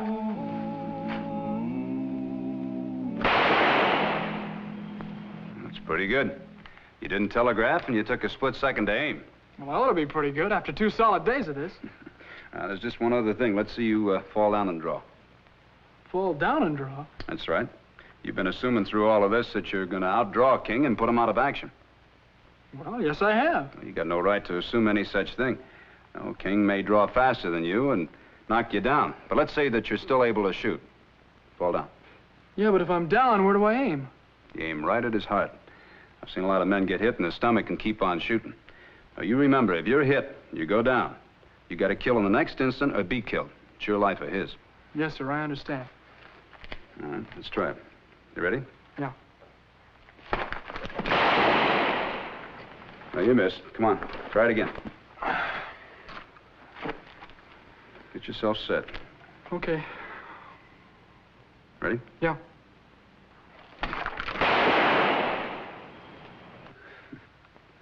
Looks good.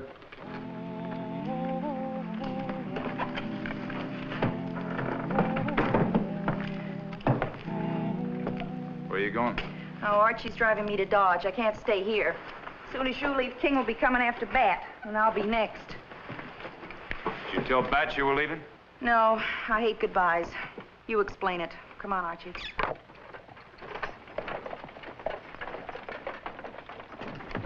That's Amy. She left. What'd you expect? She's afraid of King. Yeah, but running out on me. We talked about getting married. She knows I wouldn't let You King... never did have much sense when it came to women. Now, why don't you wake up? Amy's just a good-time gal. Gunfight isn't her idea of a good time. You were foolish to credit Amy for being any more than what she is. She'll always run away from trouble.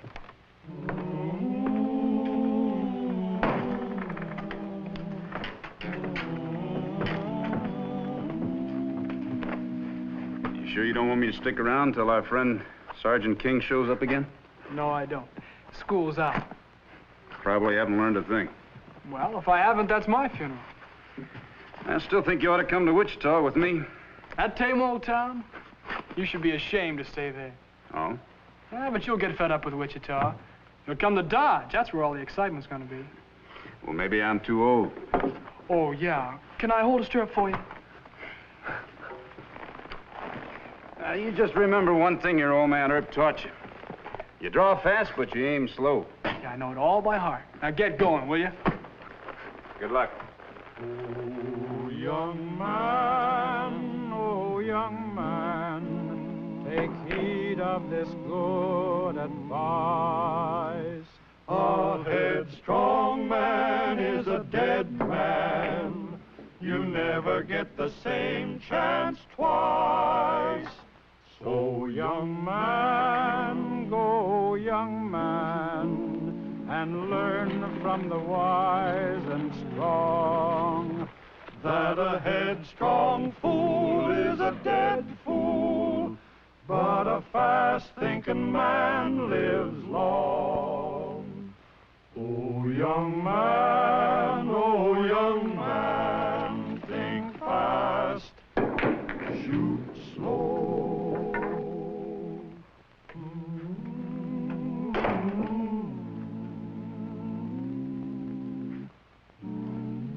Where's Amy?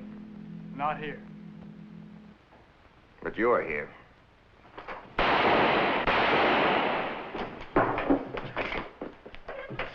Get out of here, Odie.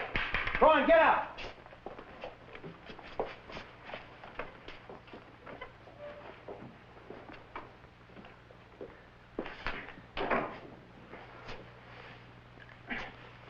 All right, Mr. Masterson, you got him. I did? Completely. I feel awful sick. You just killed a man. How do you expect to feel? Like cheering? Come on. Put your arm around my shoulder.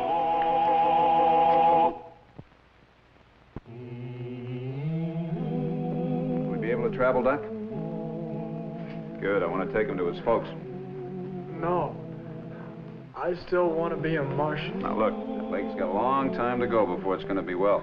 It's going to be months before you're going to be able to walk.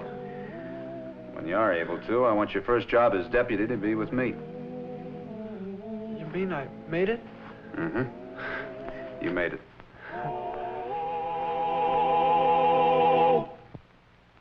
Well, he cleaned up the country, the old Wild West country. He made law and order prevail. And none can deny it, the legend of Wyatt forever will live on the trail. Oh, Wyatt Earp, brave, courageous, and bold. Long live his fame, and long live his glory, and long may his story be told. Long may his story be told.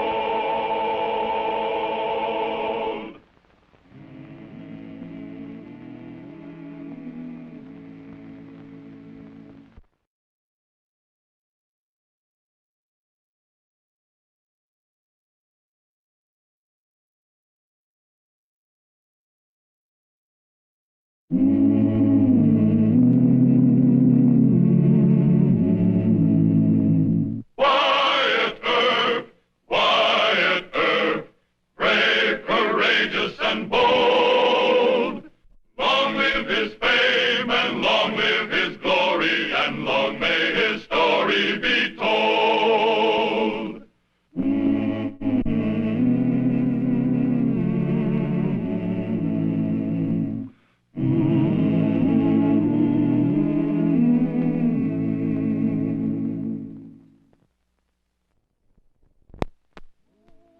Wild and woolly Wichita died hard. In the spring of 1876, Marshal Wyatt Earp believed the town was civilized at last. If he could get by one more cattle drive, the cowhands would move on to Dodge City, which was the new Gomorrah of the Plains. But Wyatt discounted too much the forces of cowhand hatred and vengeance. A lot of men whom Wyatt had buffaloed or thrown into jail were determined to have one last fling in Wichita, come rain or snow. Here, I help you, Mr. Push. Oh. Oh, good. Now, you try.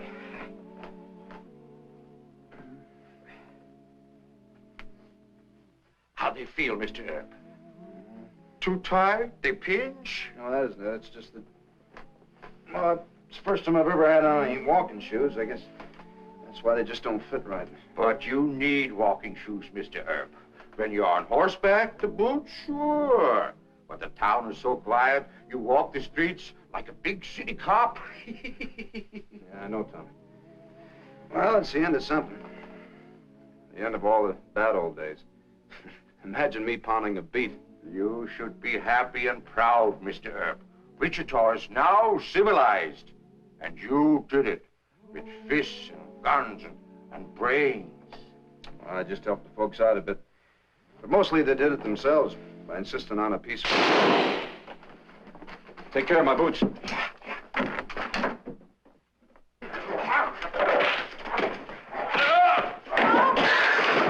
lose your temper, Ori. Don't lose your temper. I ain't bad, hon. I'm gonna start hitting them pretty soon. No, Ori, please. Stop it. You don't know what you're doing. The guy loses his temper. Break it up. Break it. Break it up! Break it up! Why don't you fight your own fight? Oh, Matthew. Stop it, Ori. Put him down. Throw him out the door. Put him down, I said. All right, hon.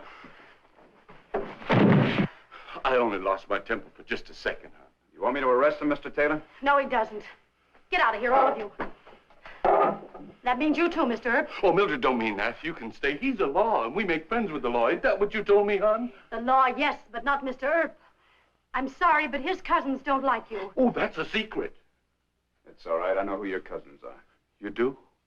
Mm-hmm. Nan and Clements, Joe and Jip Clements, John Wesley Harden, among others. Doggone it, hon. And you ran Manham Clements and Wes Harden out of Wichita. Well, the fat's in the fire, Ori. I guess we have to leave town. Excuse me, that dinner roast of mine will burn. Excuse me.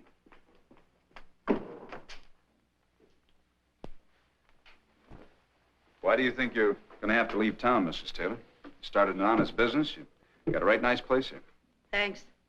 Look, I'm not going to tell anybody about your family connections if that's what's worrying you. The word will get out somehow. What if it does? Ori's the Clements. I got him away from them, but once folks know who we are, there'll be trouble. Once the Clements, always the Clements, I reckon. How'd you find out? Your father wrote me. Oh, He wanted me to run Ori out of town. that sounds like Papa. Well, why didn't you order us to leave? Well, what he wants doesn't make any difference to me. Besides, folks can't always choose their relatives on either side. Now, you and Ori are welcome to stay here in Wichita as long as you obey the city ordinances. That's mighty decent of you. How come the Clements talk so mean? Oh, I don't talk mean, honey. I like Mr. Earp real good. You know, that roast of mine ain't even singed.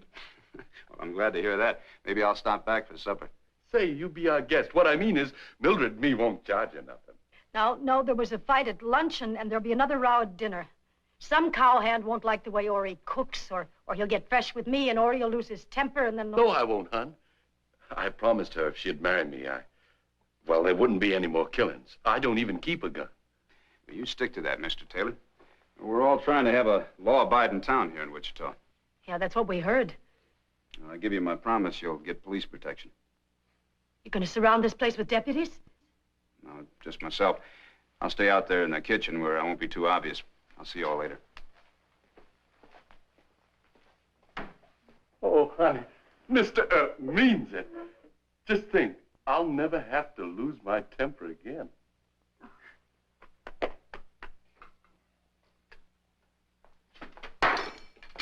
You call this good chow? It's hog slop. Put that down.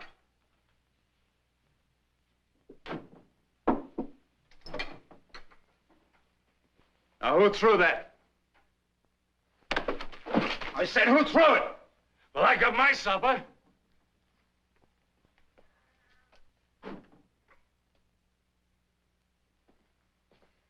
You get a mop and clean that up. Use her, I'll use your head for a mop. Now, Ori? Oh, it's all right, hon.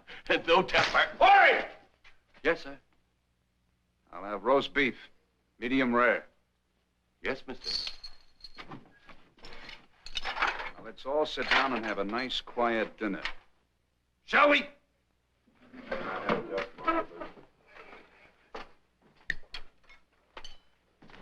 Can I have a dustpan, please?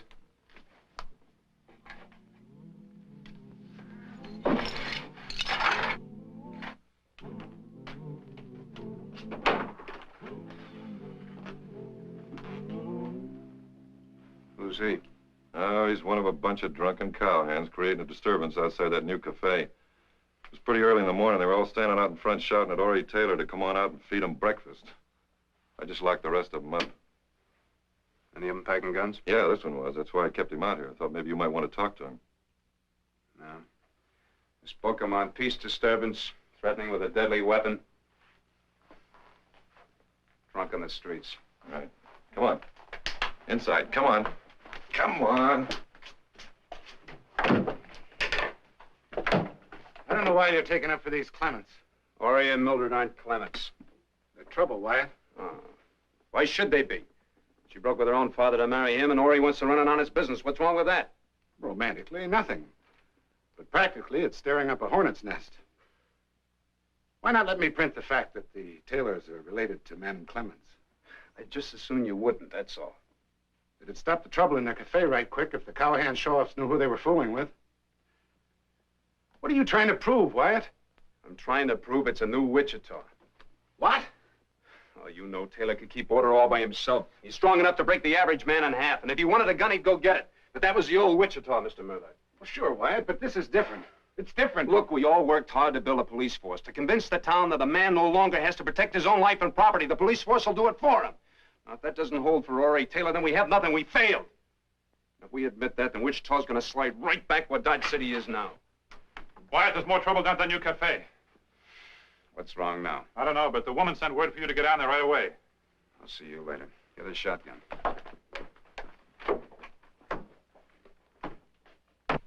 You let that man out, Ori. He'll smother in there. No, Mr. Earp's going to settle this. He can't settle it. The madder you make that man, the more apt he is to talk. Can't you see that, you big stupid? Well, I don't care if he talks, honey. He threatened you. He's just a town tough. He can't do...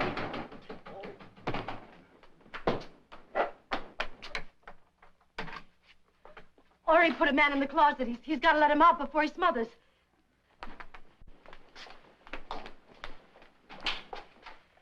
Who started the row? He called us Clemenses. He's sore at my cousin man. Let him out, Mr. Taylor. But he said he'd gun me. And he said he'd gun Mildred, too. I'll let him out. Okay, if you say so. Take it easy. You'll be all right, Jack. You know him? Jack Minto. I've had him in jail a couple of times. Since when you pal up with Clemenses? You better stop that. Ori! You want a piece of this joint, Marshal? That's why you're giving him personal protection? Right now, I'm protecting you. From what? Ptomaine poison? Now, look, you better get out of here and stay out. I ain't scared of him. Or any of his murdering cousins. Take it easy. I swore I'd get Manning Clements. Any Clements will do. There, he threatened us again. Now, just take it easy, Ori. Sit down. Who is he? He's a faro dealer, guard over at the Oriental. Why is he so sore at Cousin Manning? Well, when he gets drunk, he'll tell anybody that listens to him that Manning killed his brother. Was that true? I don't know. But I never killed nobody. Why don't he go after Manning? He's scared to, I think. Oh, it's no use, Ori. We can't stay here. We'll have to sell out and move further west. Guess so, hon, but it don't seem hardly fair. Why can't a man live in peace? I like to keep good control of my temper. I like to cook things real nice and watch folks sit down and enjoy themselves and eat, all friendly like. Mister, why can't a man do that? He can, Ori. No, he can't. Now, look, don't worry. I'll run Minto out of town. Now, you two go on, prepare lunch for your customers.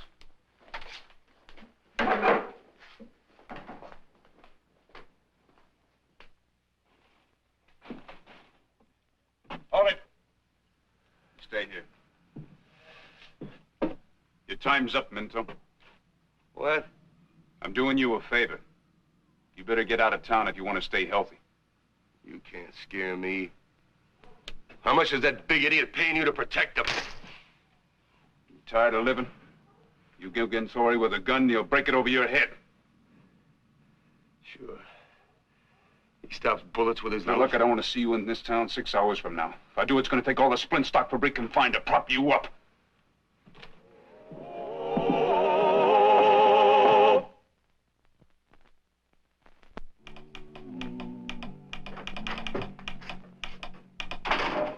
Sorry I'm late, but my new walking shoes pinched me so bad, I had to put my old boots back on. What do you make of this, Wyatt? Do you think Shanghai's having a little joke with us? No. I figured the Cayennes would want to have one last fling.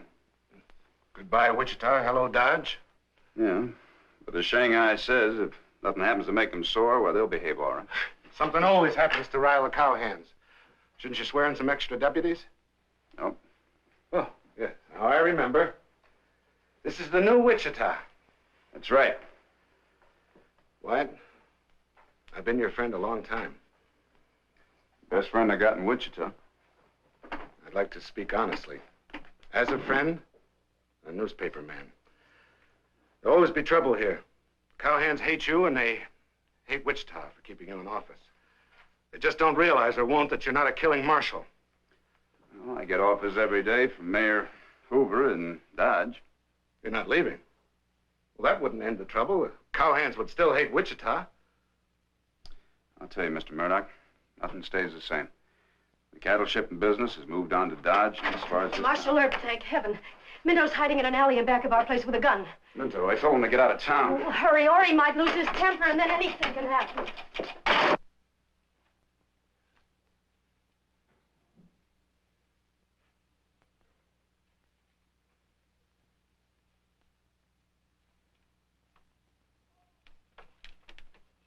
I want to wring your neck.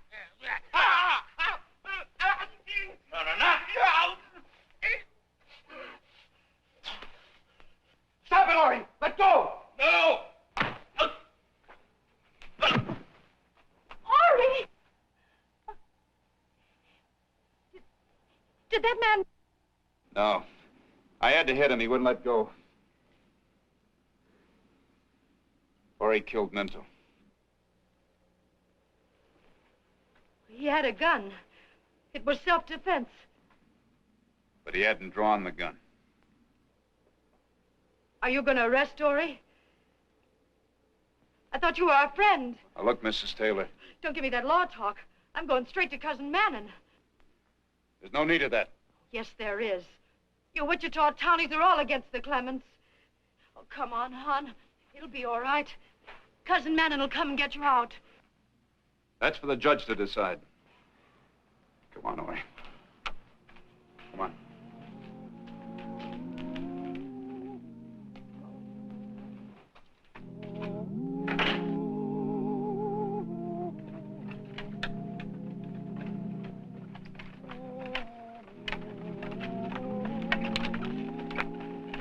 You looking for someone? I'm Manning's cousin, Mildred. Where will I find him? Right over there.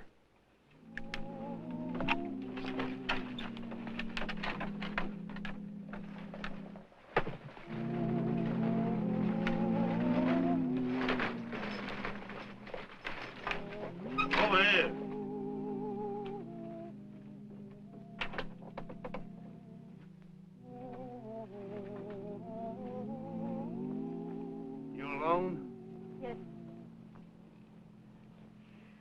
I know you don't like me, but Ori's in bad trouble. How bad? He killed a man. Wyatt Earp put him in jail. Well, I'll be... He'd only do that if he lost his temper. Minto was after Ori with a gun. It was self-defense, Cousin Manning. Ori's a maverick. Turned on his family. Married you. Well, he's still your cousin. You're not going to let those Wichita townies lynch him. Are you sure that's what they aim to do? Of course they do. Earp pretended to be our friend, and then he said that Minto hadn't drawn his gun, and he took Ori for murder. Will you aim to stand by while they lynch your own blood cousin? Well, no, I don't reckon I could do that. Well, what are you going to do? Busting Ori out of that Wichita jail is not going to be any picnic. I'll have to get a lot of boys. You will come and save him. Well, not on your account. Now, you get along back to Wichita. Yes, sir, Cousin Manning.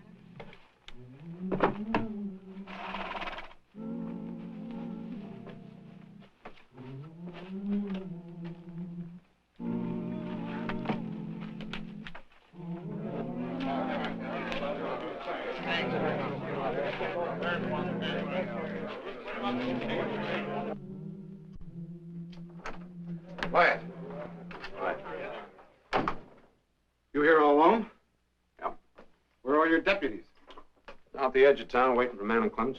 What about that lynch mob out there? Don't worry about them. They won't start anything until they see what Judge Jewett does in court. And what are you going to do? Tell the truth. What's that? Taylor murdered the man, didn't he? Nope. Why, for heaven's sakes, he's at Clemens. Doc Fabrique tells me it was the most brutal killing he'd ever worked on. I know. Come on, let's go to court.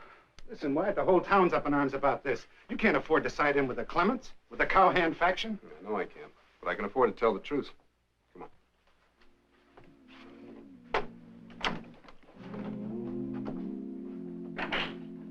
Proceed with your testimony, Mr. Taylor. Well, when I saw him waiting for me in the alley, I kind of lost my temper. Hello, Mildred. That's my wife who just come in. She always warned me not to do it. Not to kill Jack Minto? Oh, no, sir. Not to lose my temper. Oh. Is that all you have to say? I reckon it is. You may step down. Oh, thank you, Judge.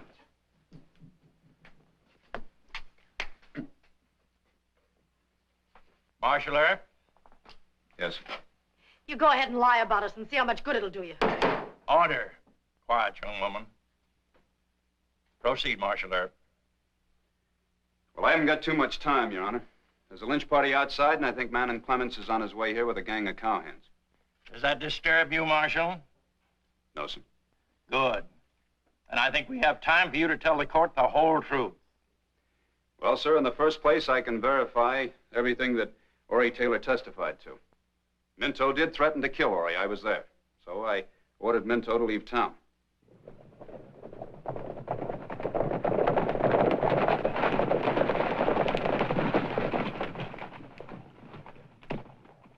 Mildred says to hurry.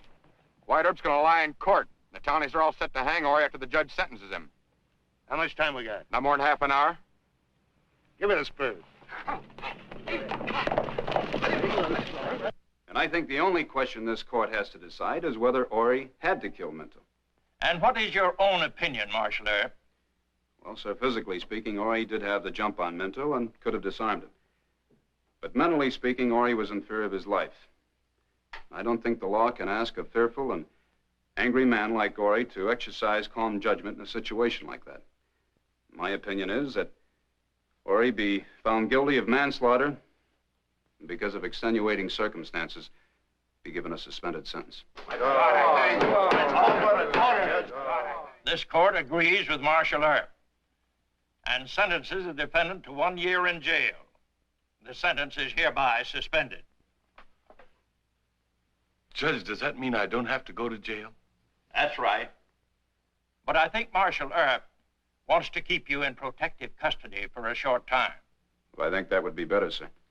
Would you take Mr. Taylor back to jail? Mildred.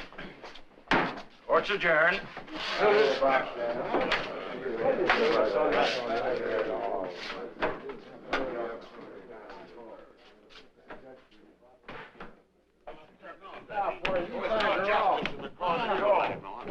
They took him to the jail. Let's get over there. Hold it. I thought you men wanted a civilized town. Well, you got one, whether you want it or not. Now, maybe you're the last of the old Wichita Wild and Woolies. Maybe you'd rather die than act decent. All right. All of you in favor of dying, make your play.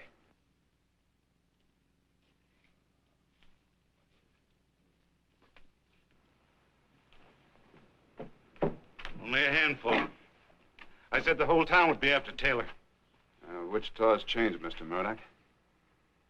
But I doubt if Manning Clemens has changed very much. Why not turn Taylor loose? That'd satisfy Clemens. Manning would just think I was doing that because I was afraid of him. I'm gonna go meet him. You want to fight? No, I want peace, Mr. Murdoch. Sometimes you can talk folks into being civilized. Other times you gotta use a gun. Pick one up. All right, man. You all set? Yeah. Got the shotguns loaded. Keep an eye out. Why? I may have done wrong, but I let Mrs. Taylor through. How long ago was that? 15 minutes or so. She wouldn't say what her business was or where she was going.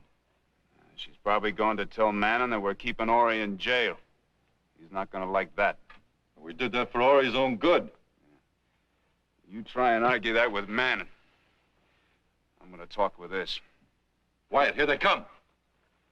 All right, now everybody keep down. Don't start anything until they do.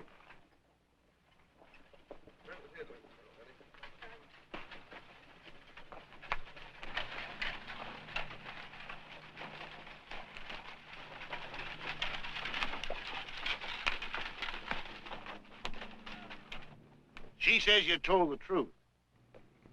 I always try to do that. She says you stood off a lynch party. You aimed to turn Cousin Ori loose from jail. That's right. The judge and you Wichita folks really gave one of us Clemenses a fair trial. Yes, they did, Cousin Manning. Well, I'm mighty thankful to you, Mr. Earp. You're welcome. Me and the boys, we left our weapons back yonder. You reckon it's all right for us to come into Wichita? Yep. I don't suppose you'd take a bite to eat with us over at the Texas Hotel. Well, thank you, Manning. I'd like to do that. Mrs. Taylor, I'm sure that invitation includes you and Cousin Ori.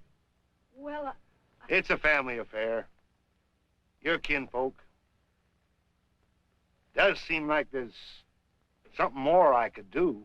There is. You can tell the cow camps that Wichita wants peace. They'd listen to you, Manning. I'll do that, Mr. Earp. All right, everybody grab a box. Move them out of the way. Mighty nice of you, Mr. Earp. All right, guess. Sit down.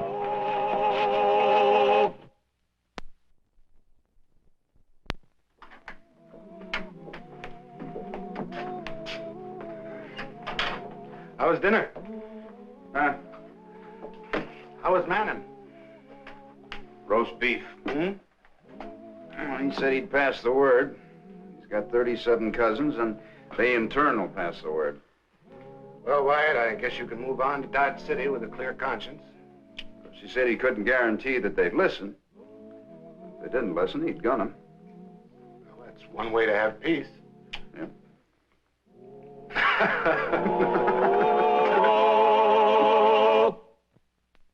Well, he cleaned up the country, the old Wild West country. He made law and order prevail. And none can deny it, the legend of Wyatt forever will live on the trail. Oh, Wyatt Earp, Wyatt Earp, brave, courageous, and bold. Long live his fame, and long live his glory, and long may his story be told. Long may his story be told.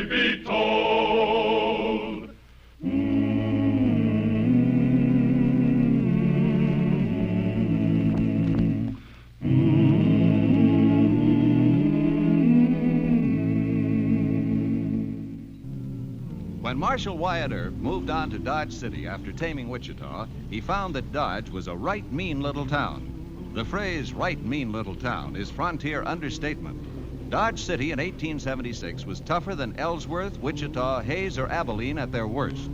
2 months was a long time for a marshal to last in Dodge. In less than 2 years, 85 bodies had been planted in the town cemetery, known as Boot Hill. It was called Boot Hill because its residents died with their boots on.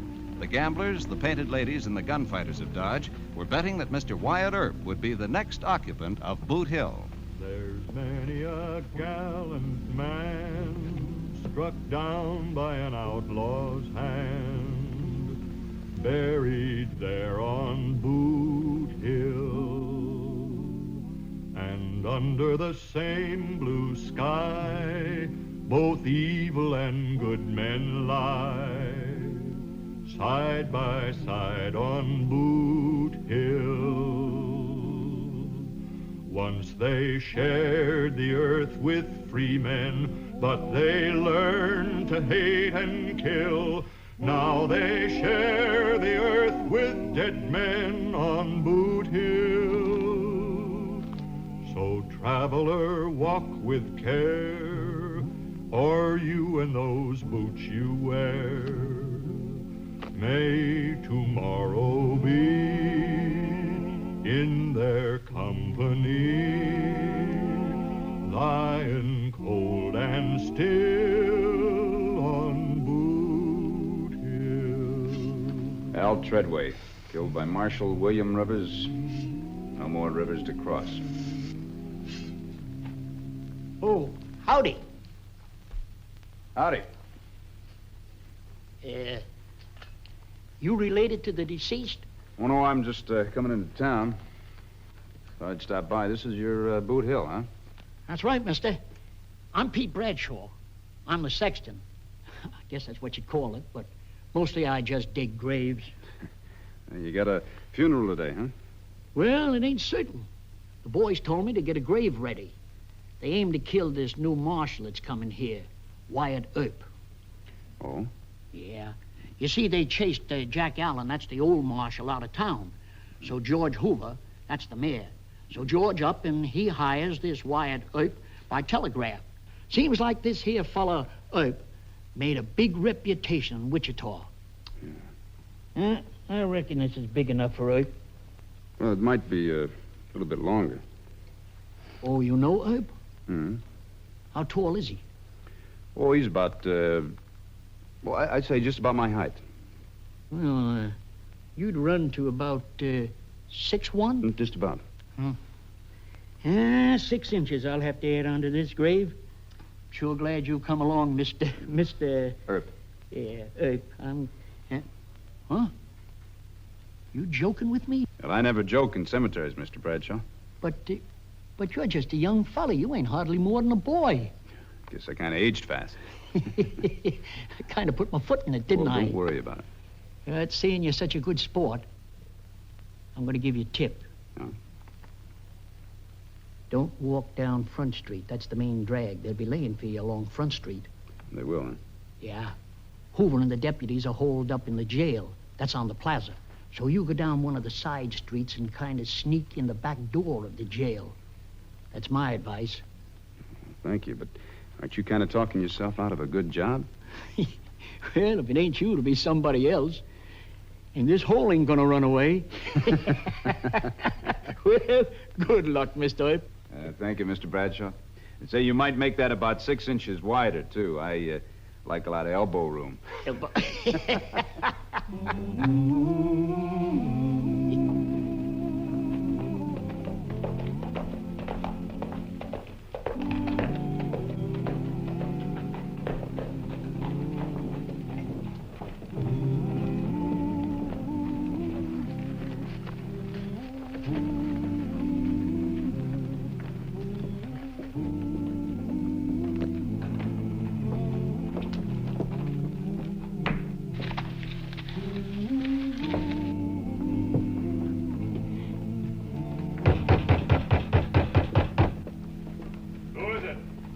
Wyatt Earp. I'd like to talk to Mayor Hoover.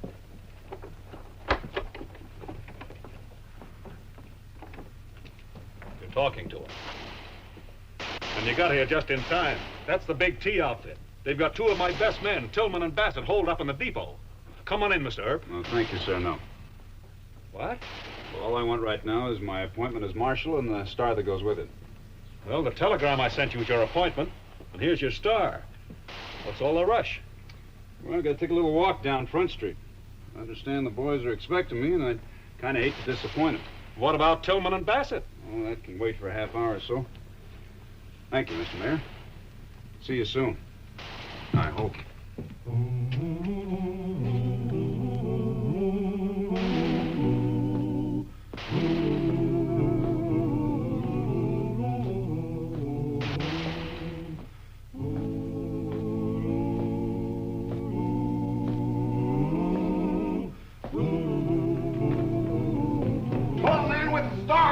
Wyatt Earp. We're ready. Wyatt Earp's in town. Wyatt Earp is in.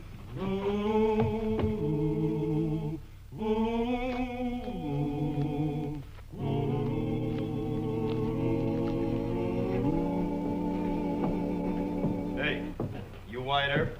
That's right. Take care of your friend.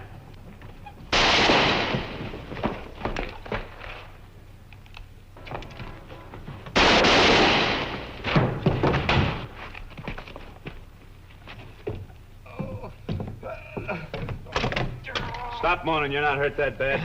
Here, plug it up with that and go see the doc. Hold it!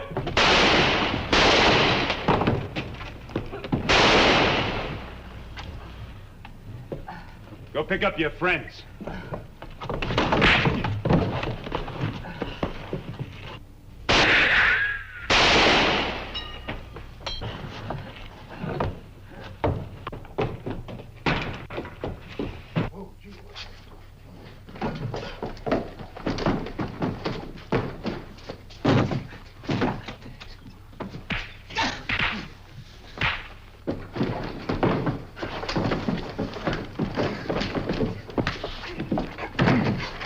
Bushwhackers. Anybody else that doesn't like the new marshal?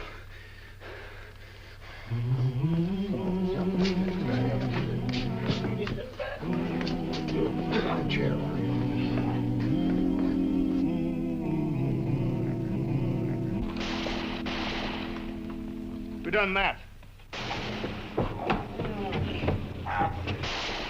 I did. Wyatt Earp, all right. Rousting Front Street's a waste of time. Why don't you go over to the depot? There's a little war on. It'll keep. I've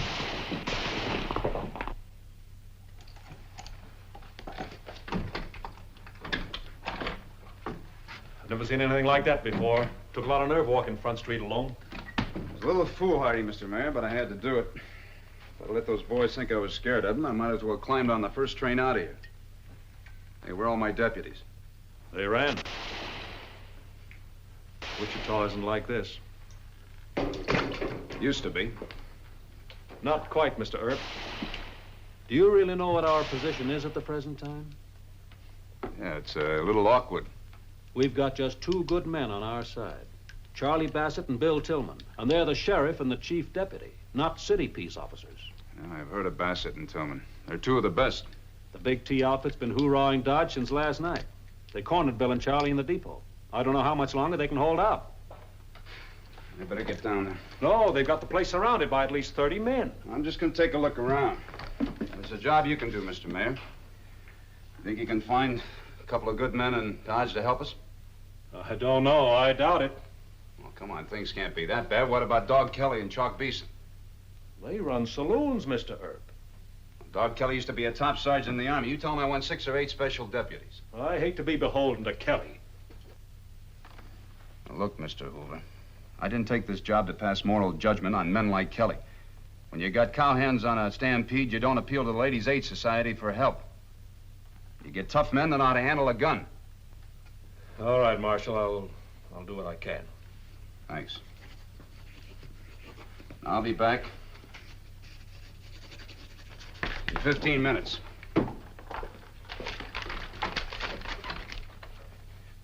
You have me some deputies.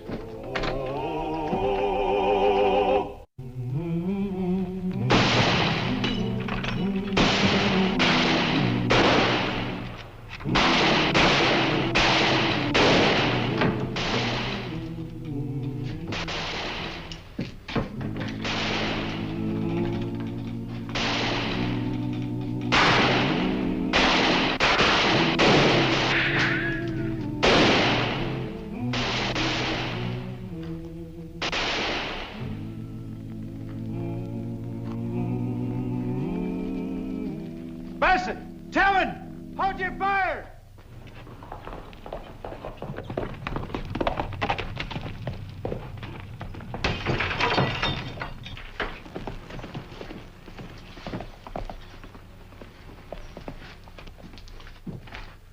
Who was that fella? Wyatt Earp. What does he say? He says to hold on and not try to make a run for it. He says he'll be back in 20 minutes with enough help. Enough help? What's he got, an army? He's a good man, Charlie. I'm for taking his word. Hey, Tillman! Bassett! Come out with your hands up. Come out or we'll fire the depot. How many cartridges you got left? A couple of dozen. They won't last 20 minutes. All right, get the torches.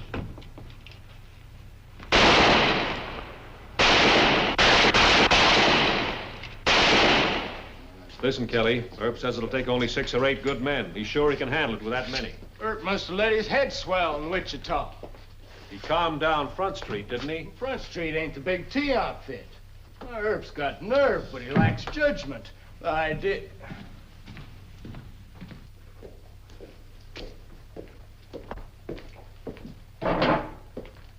Mr. Kelly won't throw in with us, Marshal. Oh? I thought you had an honorable discharge from the Army, Master Sergeant Kelly. Now, don't you try to shame me into being a hero. I'm too old for that. I see that now. Oh, you do? But I haven't got any time to argue with you. Are you going to get me those men?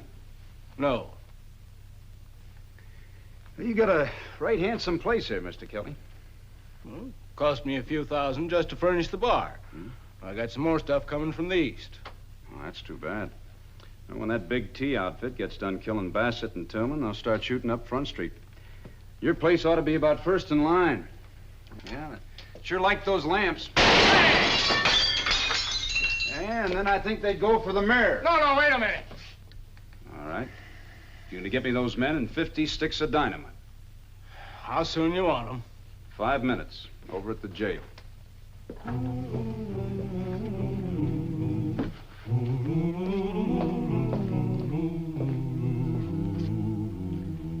All right, and there's no sense trying to knock those big T's out of their ambush. We haven't got enough men, and it'd take too long.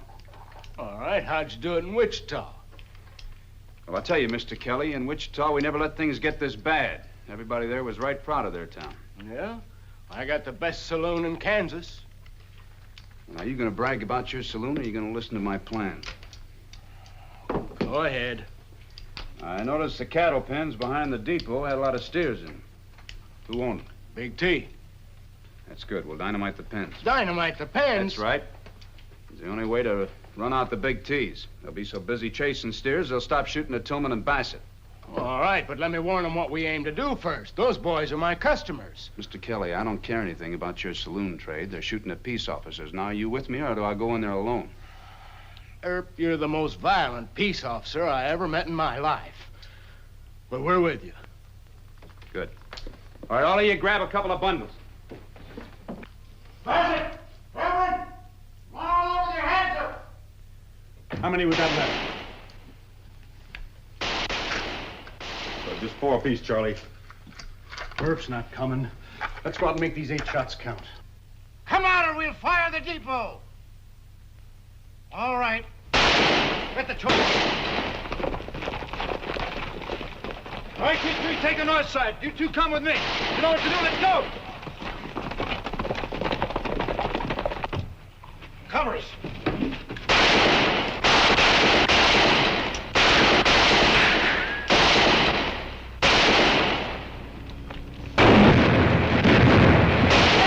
They're dynamiting the pen! They're dynamiting the pen! Come on, they're dynamiting the pen! Let's get them! Come on!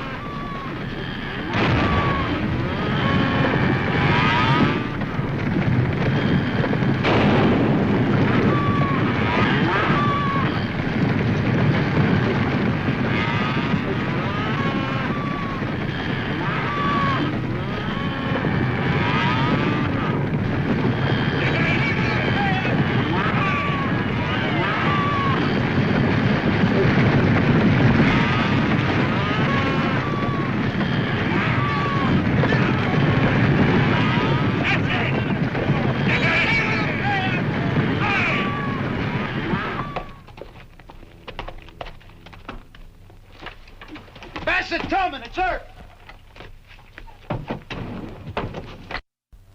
Don't worry about the big T's. They're out chasing steers. I'm Sheriff Bassett. This is my deputy, Bill Tillman. Howdy. We're sure glad to see you. You saved our hides, but you didn't make things too good for the town. How's that? What Bill means is the big T ain't gonna like chasing their stock all over the country. That was a right smart stunt, and we'll take what's coming, right, Bill? Got no choice. Being as I'm a stranger here, what is coming? They'll tree old Dodge and burn it to the ground. Not much loss of that. Oh, don't discourage the marshal. Maybe they'll be satisfied with just killing the three of us. Come on, Mr. Earp. That jail of ours be the best place to make a stand.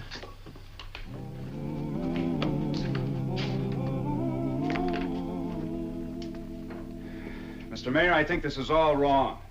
All wrong? When you hired me as the marshal of Dodge, I took for granted it was a town. It is. I'm sorry. Looks like a small fort in Apache country.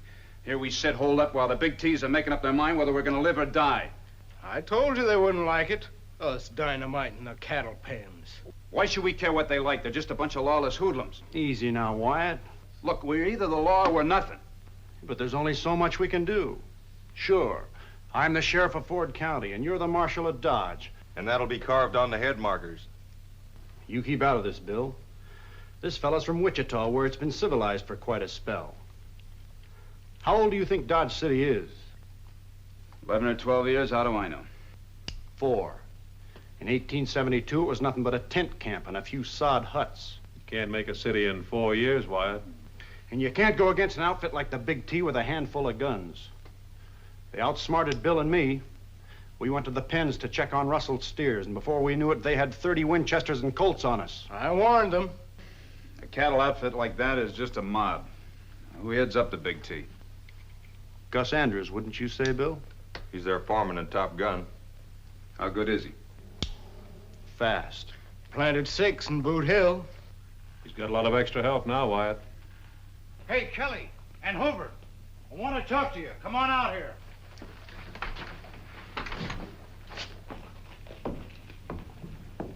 Gus Andrews is plenty sore at you. Is that so? Yeah, he says you got to pay $20 a head for 9 steers. Also, he wants those pens rebuilt by noon tomorrow. Hold it. Yes, Sonny. Gus Andrews isn't giving any orders to Mayor Hoover. You go tell Mr. Andrews that I want him for inciting a riot and for shooting at peace officers. Oh, no. Shut up! You tell Mr. Andrews to ride into Dodge alone and give himself up. If he's not here by sundown, I'm coming after him, you understand? Don't make me laugh.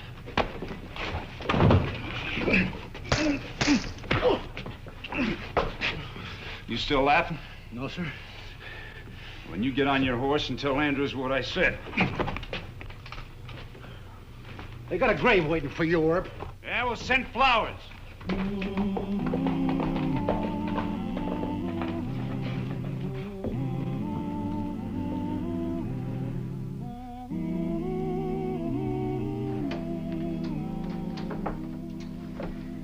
I reckon Mr. Andrews isn't coming into town. So where can I find him? Huh? Where can I find Mr. Andrews? I know, but I don't aim to tell you. Charlie's trying to save your life. Well, I'll ask around. Somebody ought to know where I can find the Big T outfit. Don't you know it's suicide riding into the Big T outfit? Maybe. Bill, you talk to him. No business of mine. Come on, it's your move. You made a reputation for yourself in Wichita and Ellsworth. What good's that going to do you if you wind up on Boot Hill? Well, I'll tell you, Mr. Bassett, I learned something in those towns. A mob isn't 20 men, 50 men, or 100 men. It's one man, its leader. In this case, it's Gus Andrews. That's why I'm going after him. Now, you can do me a big favor. Does Andrews have a high forehead or a low forehead? High. What brand of Stetson does he wear? Pride of Texas, like all of Big T. 2-inch sweatband, huh? Thank you, sir. A pleasure meeting you, Mr. Tillman. I'll be at your funeral.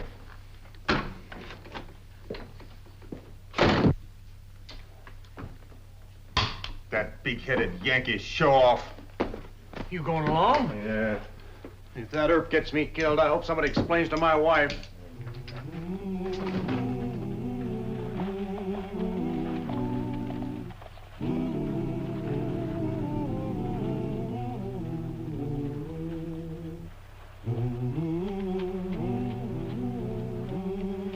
Where do they think they're going? After Gus Andrews. We ought to stop them. No.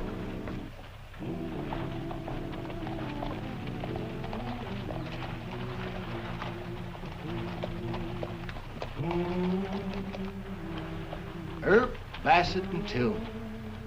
Well, there's a sight you maybe won't see again in your lifetime. 3 greatest peace officers ever lived. San Antonio, we didn't have this trouble. These guys didn't want to. What year was that? 19. I don't know.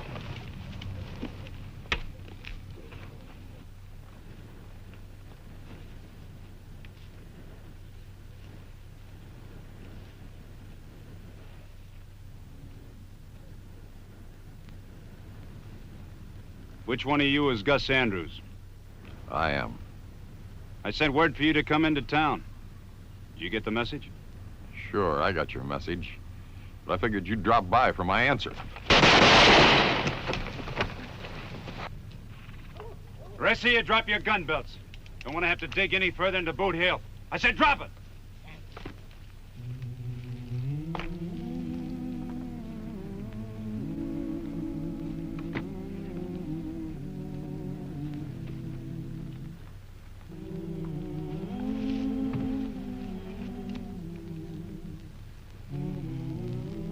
Give me in with Gus. The other 2 are dead. What about Gus? He'll live. Just got a hurt head. Come on, give us a hand.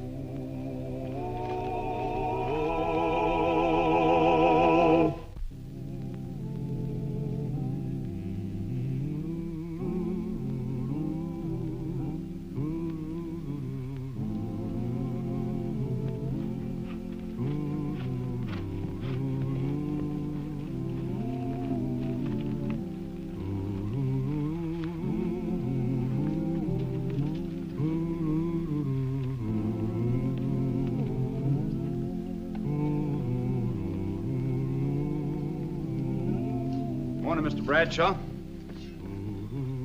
Earp, I thought this was for you. Well, I'm sorry to disappoint you, but we had a little change in plans. I just got word to dig another. Who are these 2 for? Well, I don't know. Sheriff Bassett and Deputy Tillman are getting the names, and they're making the arrangements. Was you in the fight? Mm-hmm. Well, how come you missed? Just lucky, I guess. You know, one of these days we're going to have to close this Boot Hill section. Close it? Why? It's given Dodge City a pretty bad reputation. And anyway, as a new marshal, I don't think I could give you too much business. You must be pretty poor hand with a gun. I guess you're right. I always do manage to miss somehow.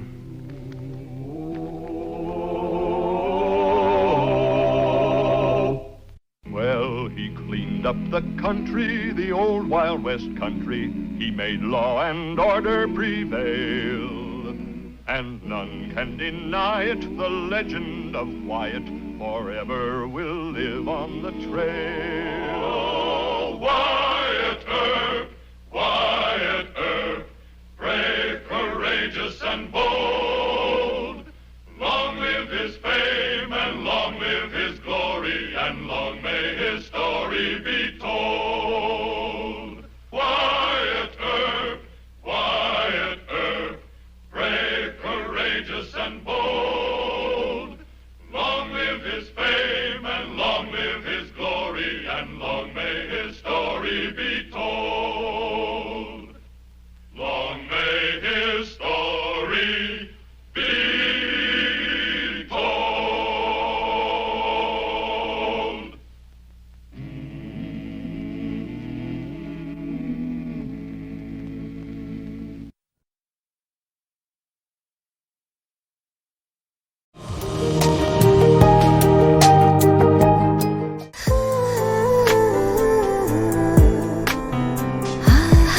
আপনি কিন্তু দেখতে যথেষ্ট সুন্দরী একজন মানুষ, দেখতে বেশ romantic, যেন শেক্সপিয়ারের নাটকের কোনো নায়িকার মতো। ভেবেছিলাম, কিন্তু আপনি তো পুরোটাই মর্মান্তিক। যে কোনো মানুষ আপনাকে দেখে মর্মাহত হতে পারে।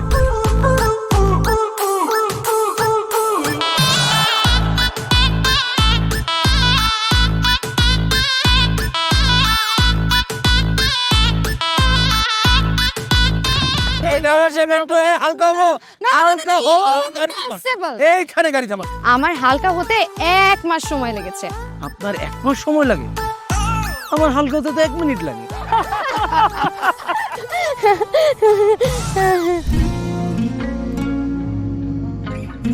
আমার কাছে মনে হয় জীবনসঙ্গী এমন হওয়া উচিত যার সাথে আপনি প্রতিটা মুহূর্ত উপভোগ করতে পারবেন, সারাক্ষণ খুনসুটিতে মেতে থাকতে পারবেন এবং তার মনে এমনভাবে বসবাস করবেন যে আপনার দিকে সে একটাবার তাকালেই বলে দিতে পারবে যে তার বেঁচে থাকার কারণই আপনি। পথে চলতে চলতে কথা বলতে বলতে কখন যেন হলে আমার জানি গল্পে গল্পে মিশে অল্পে অল্পে আমিও হয়ে গেছি তোমার। ছোট ছোট ভুল ফুটে হলো ফুল যে তোমাকে পেলাম, গুটি গুটি পায়ে স্বপ্নের লাই আমি ভেসে গেলাম। আপনি কি মনে করেছেন একজন মানুষ আমার জীবন থেকে চলে গিয়েছে এবং আপনি সেই সুযোগটা কাজে লাগিয়ে আপনার ফিলিংস গুলো আমার কাছে এক্সপ্রেস করবেন আর আমি সেটা হ্যাপিলি অ্যাকসেপ্ট করে নিব? এই হচ্ছে আপনার বন্ধুত্বের নমুনা?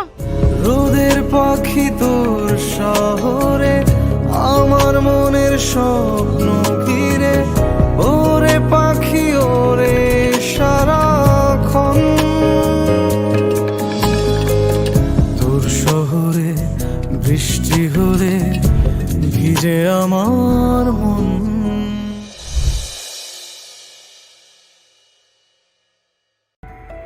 Dạ.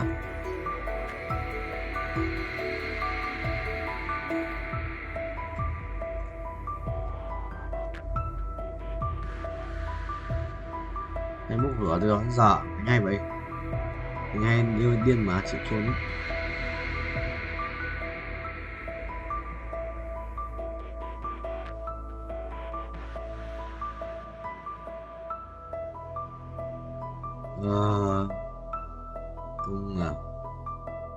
Cung à, cung xanh à, đây máu, đây máu, đây máu, đây máu, đây máu, đây đây, ra thì buồn lắm rồi, buồn lắm em ơi, biết trách ơi,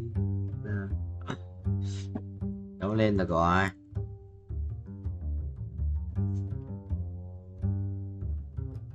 Ôi, 18 mẫu 2 sao nữa. Thiếu tận 68 tiền cơ. Mới có 53 tiền. Dạ đủ.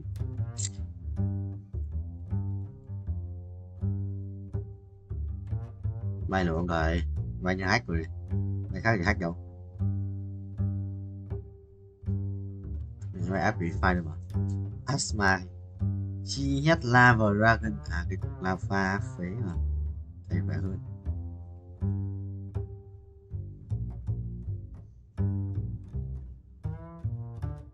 Thề vừa đánh oan của nó còn chết cơ. Thằng thì top 1. Bạn cao top 1 vậy. Thắng top 1 này. Nếu sao thắng là thằng top 1 rồi. Phải thắng không vậy? Bắn cho nó bắn nhỉ. Nhanh ghét. Thắng đi. Chưa thắng rồi, gần thắng. Khiếp, phải bắn toàn để chiêu bắn được mà. Đéo có đam. What the hell, 5 phép. Chịu rồi. Toàn 5 phép ạ.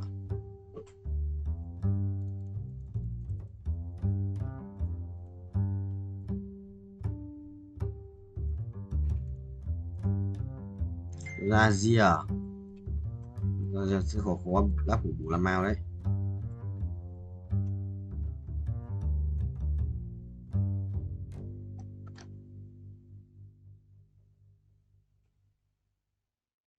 Cầu nguyện đi.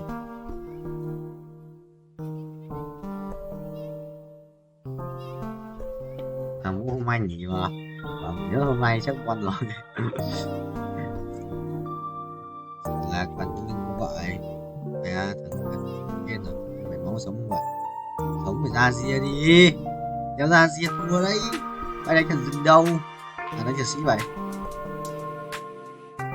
liệt sĩ của tao vậy, hay rồi hay xếp mấy nữa là hay, xếp mấy nữa là hay, đấy ơi mạnh, Không hay. Nếu được rồi, không hay. Vẫn thua. Vẫn thắng.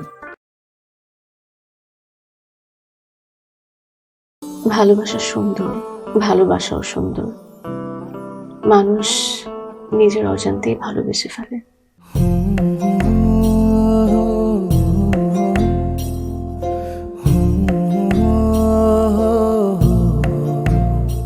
আমারও মনে হয় কি জানেন, আপনার মতো জানাশোনা কাউকে না আমার বিয়ে করা উচিত। এটা কি উপলক্ষে? ম্যাডাম, ফুলটা গ্রহণ করুন, তারপরে বলতেছি। ভোটার আইডি কার্ডে যার স্বাক্ষরের জায়গায় টিপসই দেয়, এখানে কেউ ডাক্তার। এই দুইজনের মধ্যে যে আগে ম্যাডামের মন জয় করতে পারবে, ম্যাডাম তার। একদিন না দেখলে তোমায় বন্ধু আন্ধার লাগে সব, তোমার এই প্রেমে এমনই টান। রোগীদের তো ডক্টরের কাছে আসলে ব্যথা কমে যায়, আপনি তো উল্টো হলো কেন? আপনি কি একটু উল্টা? তোমায় ছাড়িয়া যাব মরিয়া, তোমায় ছাড়িয়া যাব মরিয়া, যেও না বন্ধু আমার, ভুলিয়া। আমার মনে হয় আমার সমস্যা কপালে। ম্যাডাম, আমার কপালে নেই, আমার কপালে আছে দাগ।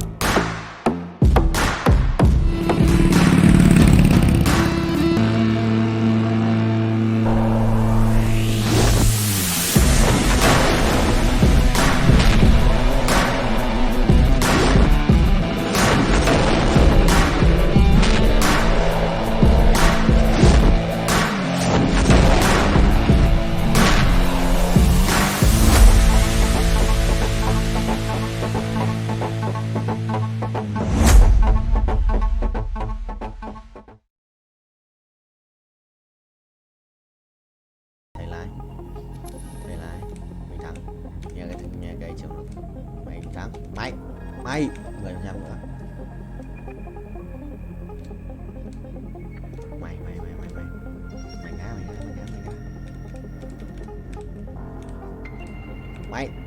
Ô, không được. Đùa tao. Xuân không. Xuân 7 bạn ơi. Hiểu được rồi. Xuân giấu vậy.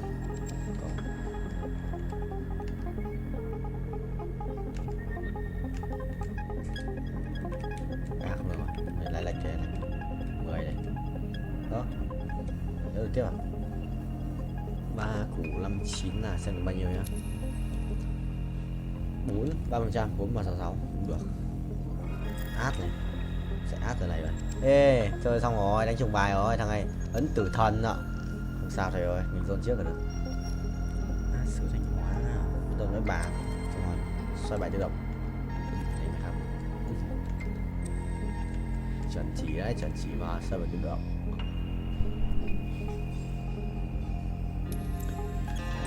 Go. Binh Chi Linh gọi thầy ơi. Nhót không? Nhót, đét cho tao.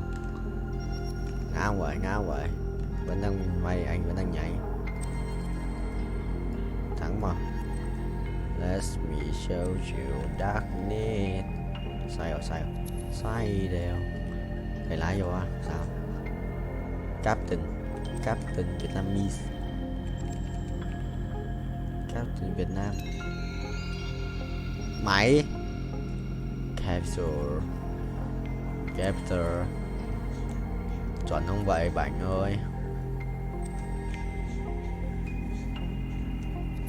Chuẩn. 2 lần này.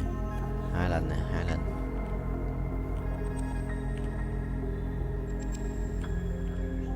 À, không 3 lần. Lại đó ta thể mấy tí. 3 lần này. 3 lần, 1 lần là 4 này. 5 lần này. 5 lần. 6 lần. 6 lần. 6 lần. Chưa được 6 lần, 5 lần. Rồi 5. Chuẩn đi. Ngoan.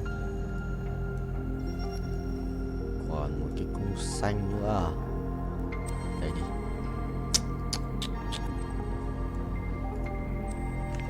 Cung bài gọi là gì nhỉ?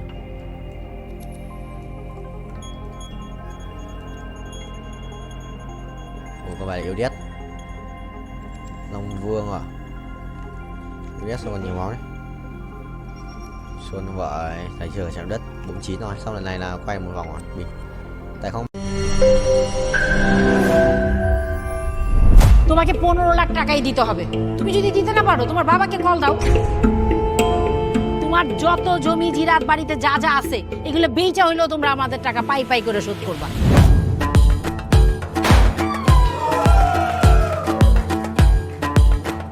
একটা ব্যাপার কি খেয়াল করছো? শহরে কিন্তু দুইটা রূপ, রাতের এক রূপ, দিনের আর এক রূপ। বেঁধেছি ঘর হৃদয়ের পর, গাঢ় সবুজ ওই গহীন বনে। আরে ব্রো, সবসময় চিল থাকতে হবে, কিচ্ছু মাথায় নেওয়া যাবে না। ভালোবাসা হচ্ছে একজন আরেকজনের উপর ভরসা করে, একজন আরেকজনের হাতের উপর হাত রেখে এই জীবনটা কাটিয়ে দেয়। কিছু মানুষ এই রাত জেগে থাকে আর টাকার বিনিময়ে সুখ খুঁজে। বসুন। এখন তো সিরিয়াস হওয়া উচিত, তাই না? আমি তো কোথাও যাচ্ছি না পার্টি করতে। তুমি কেন যাচ্ছ? কেন বন্ধ করতে পারতেছো না বলো তো?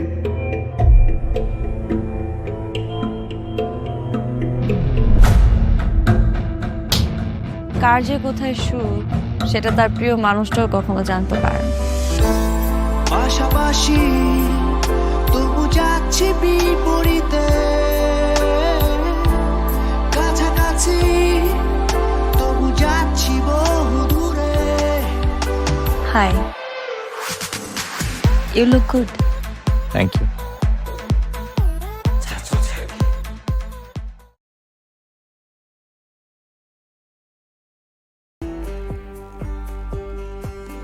Cảnh vệ này, 3 cảnh vệ rồi, 4 cảnh vệ, cảnh vệ 2 luôn, còn biết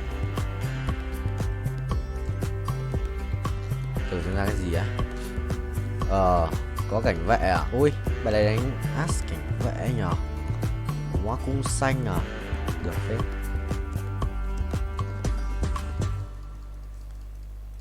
As cảnh vệ. Nó thì lướt này. Cảnh vệ rồi. Đánh chung bài 4 tranh.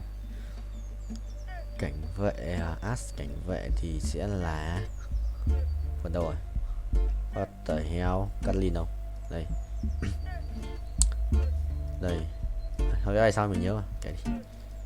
Cứ cho cảnh vệ vào đã.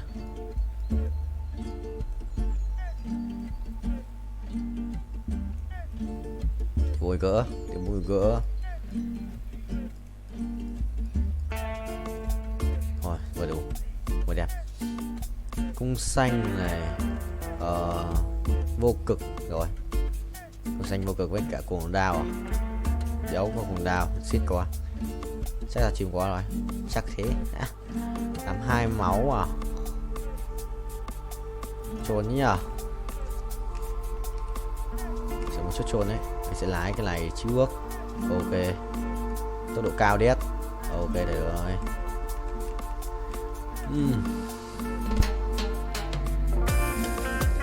Cảnh vậy à? Con nhà đánh sư danh hóa này nó đấy át à? Chưa ai cái quả át à? Cái đánh lắc. Này cũng không phải thôi, không ai át thì lụ.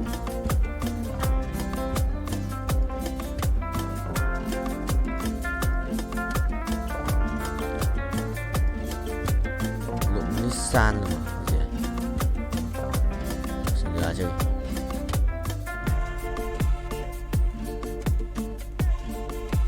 Nắp đổ xin ra tạm đi.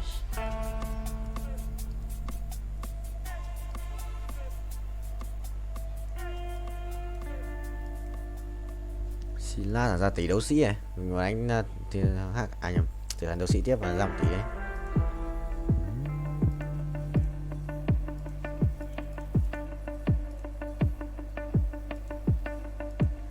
Đấu sĩ ạ, quỷ đéo chịu được mà anh đã stop rồi, có thể không? Anh nhầm tí nó xóa, ha ha, tí thầy nhót này mà bình tĩnh tự tin và tự tin bình.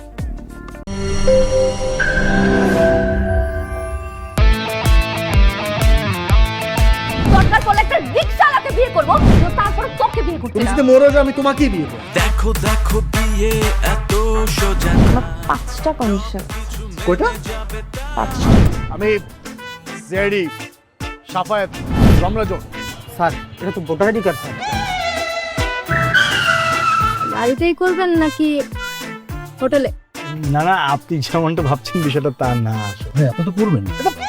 তোমাকে দিয়ে হবে না, আমি জানতাম। শুধু শুধু সময় নষ্ট করো না। ভাই আপনি তো অনন্ত দলিল না যে অসম্ভবকে সম্ভব করে আপনার কাজ। জিমি জিমি জিমি কি হচ্ছে? আচ্ছা আচ্ছা আচ্ছা আঙ্গের একদম বইরা দিমু যাচ্ছে সব বাইক কর শর্ত দিয়ে বিয়ে শর্ত দিয়ে বিয়ে ভাই যে বয়সে মানুষ গার্লফ্রেন্ডের কামড় খায় সে বয়সে আপনি কুত্তার কামড় খেয়ে হাসপাতালে ভর্তি হয়েছেন।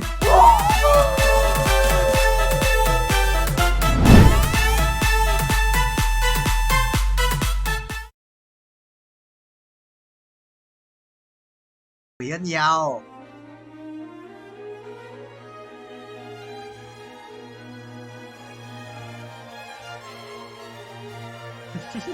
Bố của con.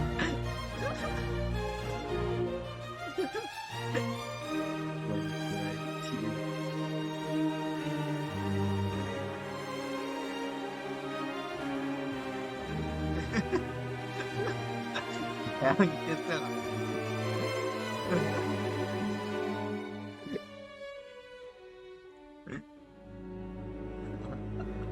Giật cơ mà không tao quay về phòng. Suy game. Cuồng đao Sojin à? Thôi đánh điểm bài Zanna phát nhỉ? Zanna của tao đâu? Bắn Zanna rồi à? Ô, Zanna đâu nhỉ? Đây.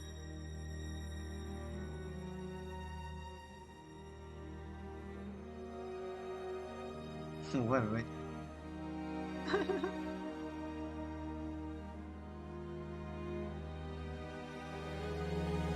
Nhiều cực à? Nhiều cực.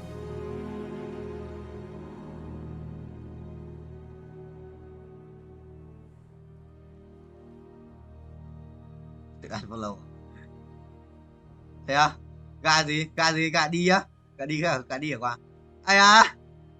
À, để trứng ở gà để trứng ở. Ai càng ấy.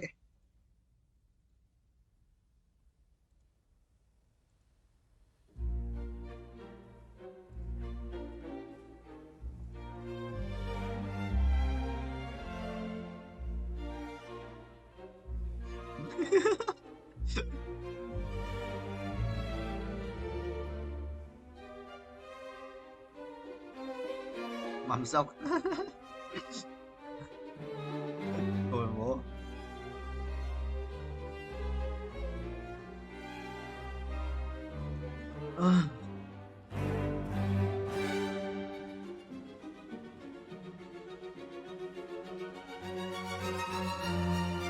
Thế à?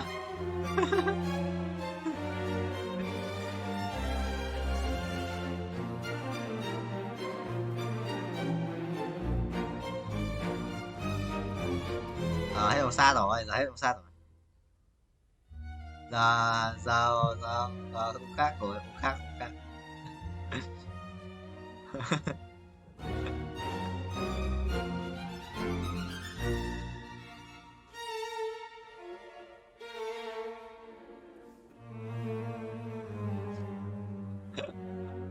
Hay à, hay không?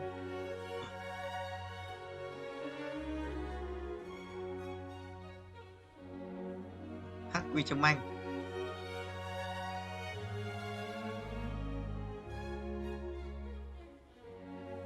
Một em kia bạn. Ở đâu vậy?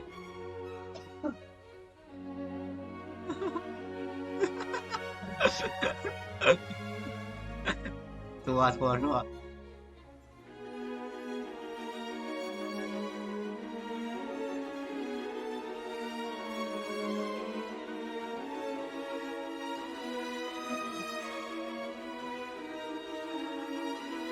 Rồi.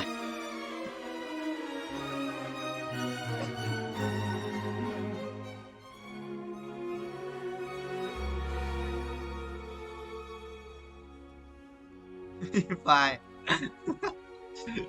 Kỳ lạ nhỉ.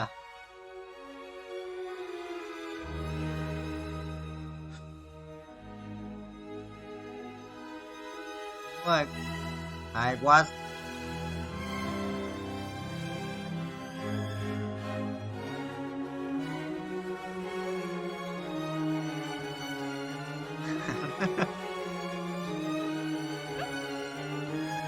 Bài kia cái nào không chết được thuốc súng mày không?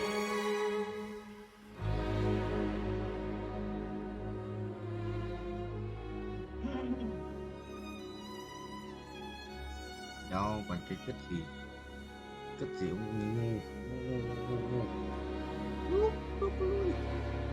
Thấy đéo vậy? Ô, ngon thôi kìa.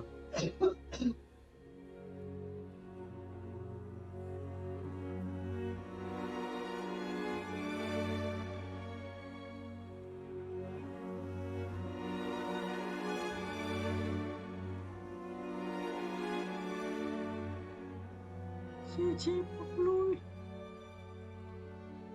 Vì ta thiệt 1 tỷ vàng cái thằng farm 1 tỷ vàng.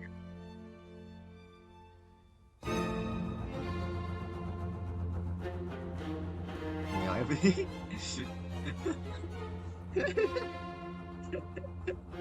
Anh cũng FPT à.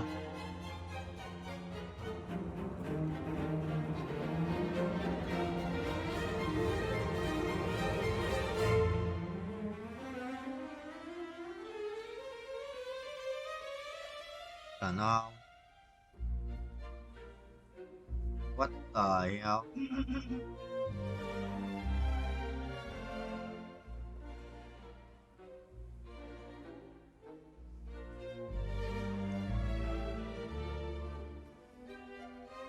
Thằng mày nói gì với tao ấy?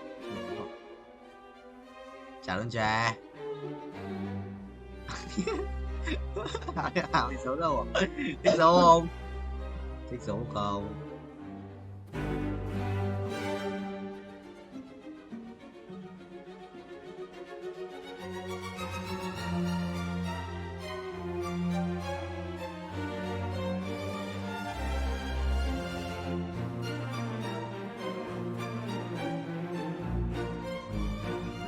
Ui, có cái thằng này chat trong game Roblox nó bảo tao, nó bảo là 2.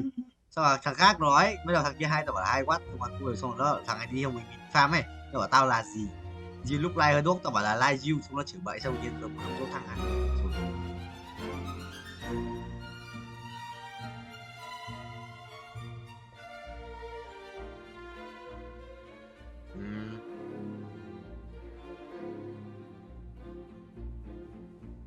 Mà con Huyền học mấy cái quốc tế mà broccoli ơi.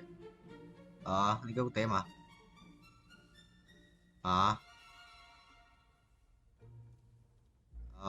Xong rồi nó học bổng lên nó phải cày học bổng đấy. Cày học bổng là đỡ tiền ấy. Không phải đâu. Nhiều.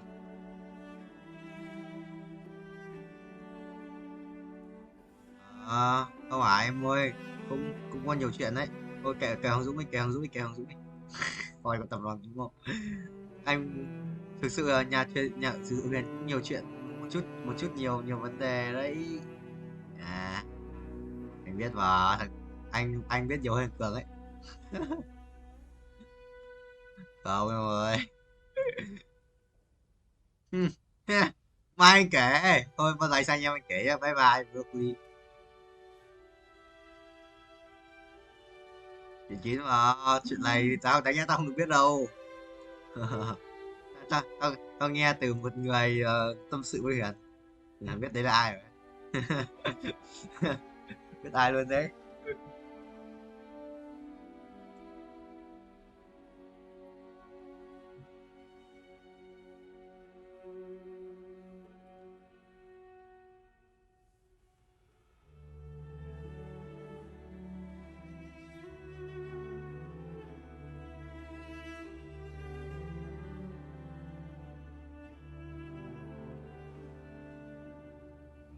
Ôi hỏng thận đấy.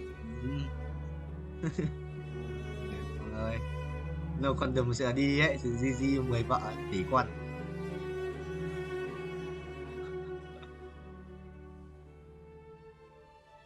Lâu con đường mà lâu con đường mà con đường lâu con đường mà đi chơi như thằng Long ấy thì có mà ra phả hình tròn. Đó, thằng Long tí thì chơi em họ. Để không biết lấy là em họ, thấy họ giống nhau, xong rồi về mới check lại, xong rồi biết là em họ. Chưa nhớ chịu được. Bạn cơm nữa, bạn đại học cơm hả?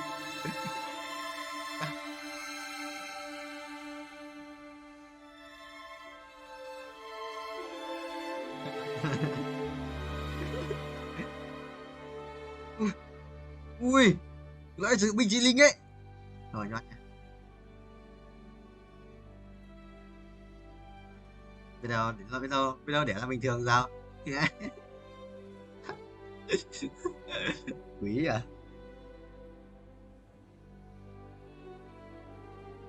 Đây, sẽ đọc cho em dấu hiệu của bệnh bạch hầu nhé. 1. Giả mạc hai bên thành họng, có màu trắng ngà, xám đen, dai dính, dễ chảy máu, đau họng khàn giọng, sưng hạch bạch, huyết ở cổ, khó thở hoặc thở thanh, chảy nước mũi, sốt và ớn lạnh.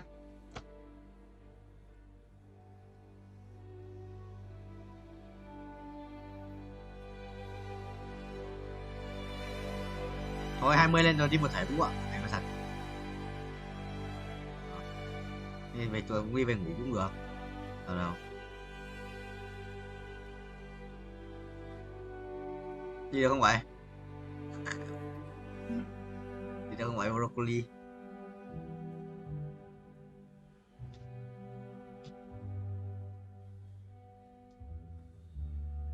Nanh à, nanh nó cũng nào.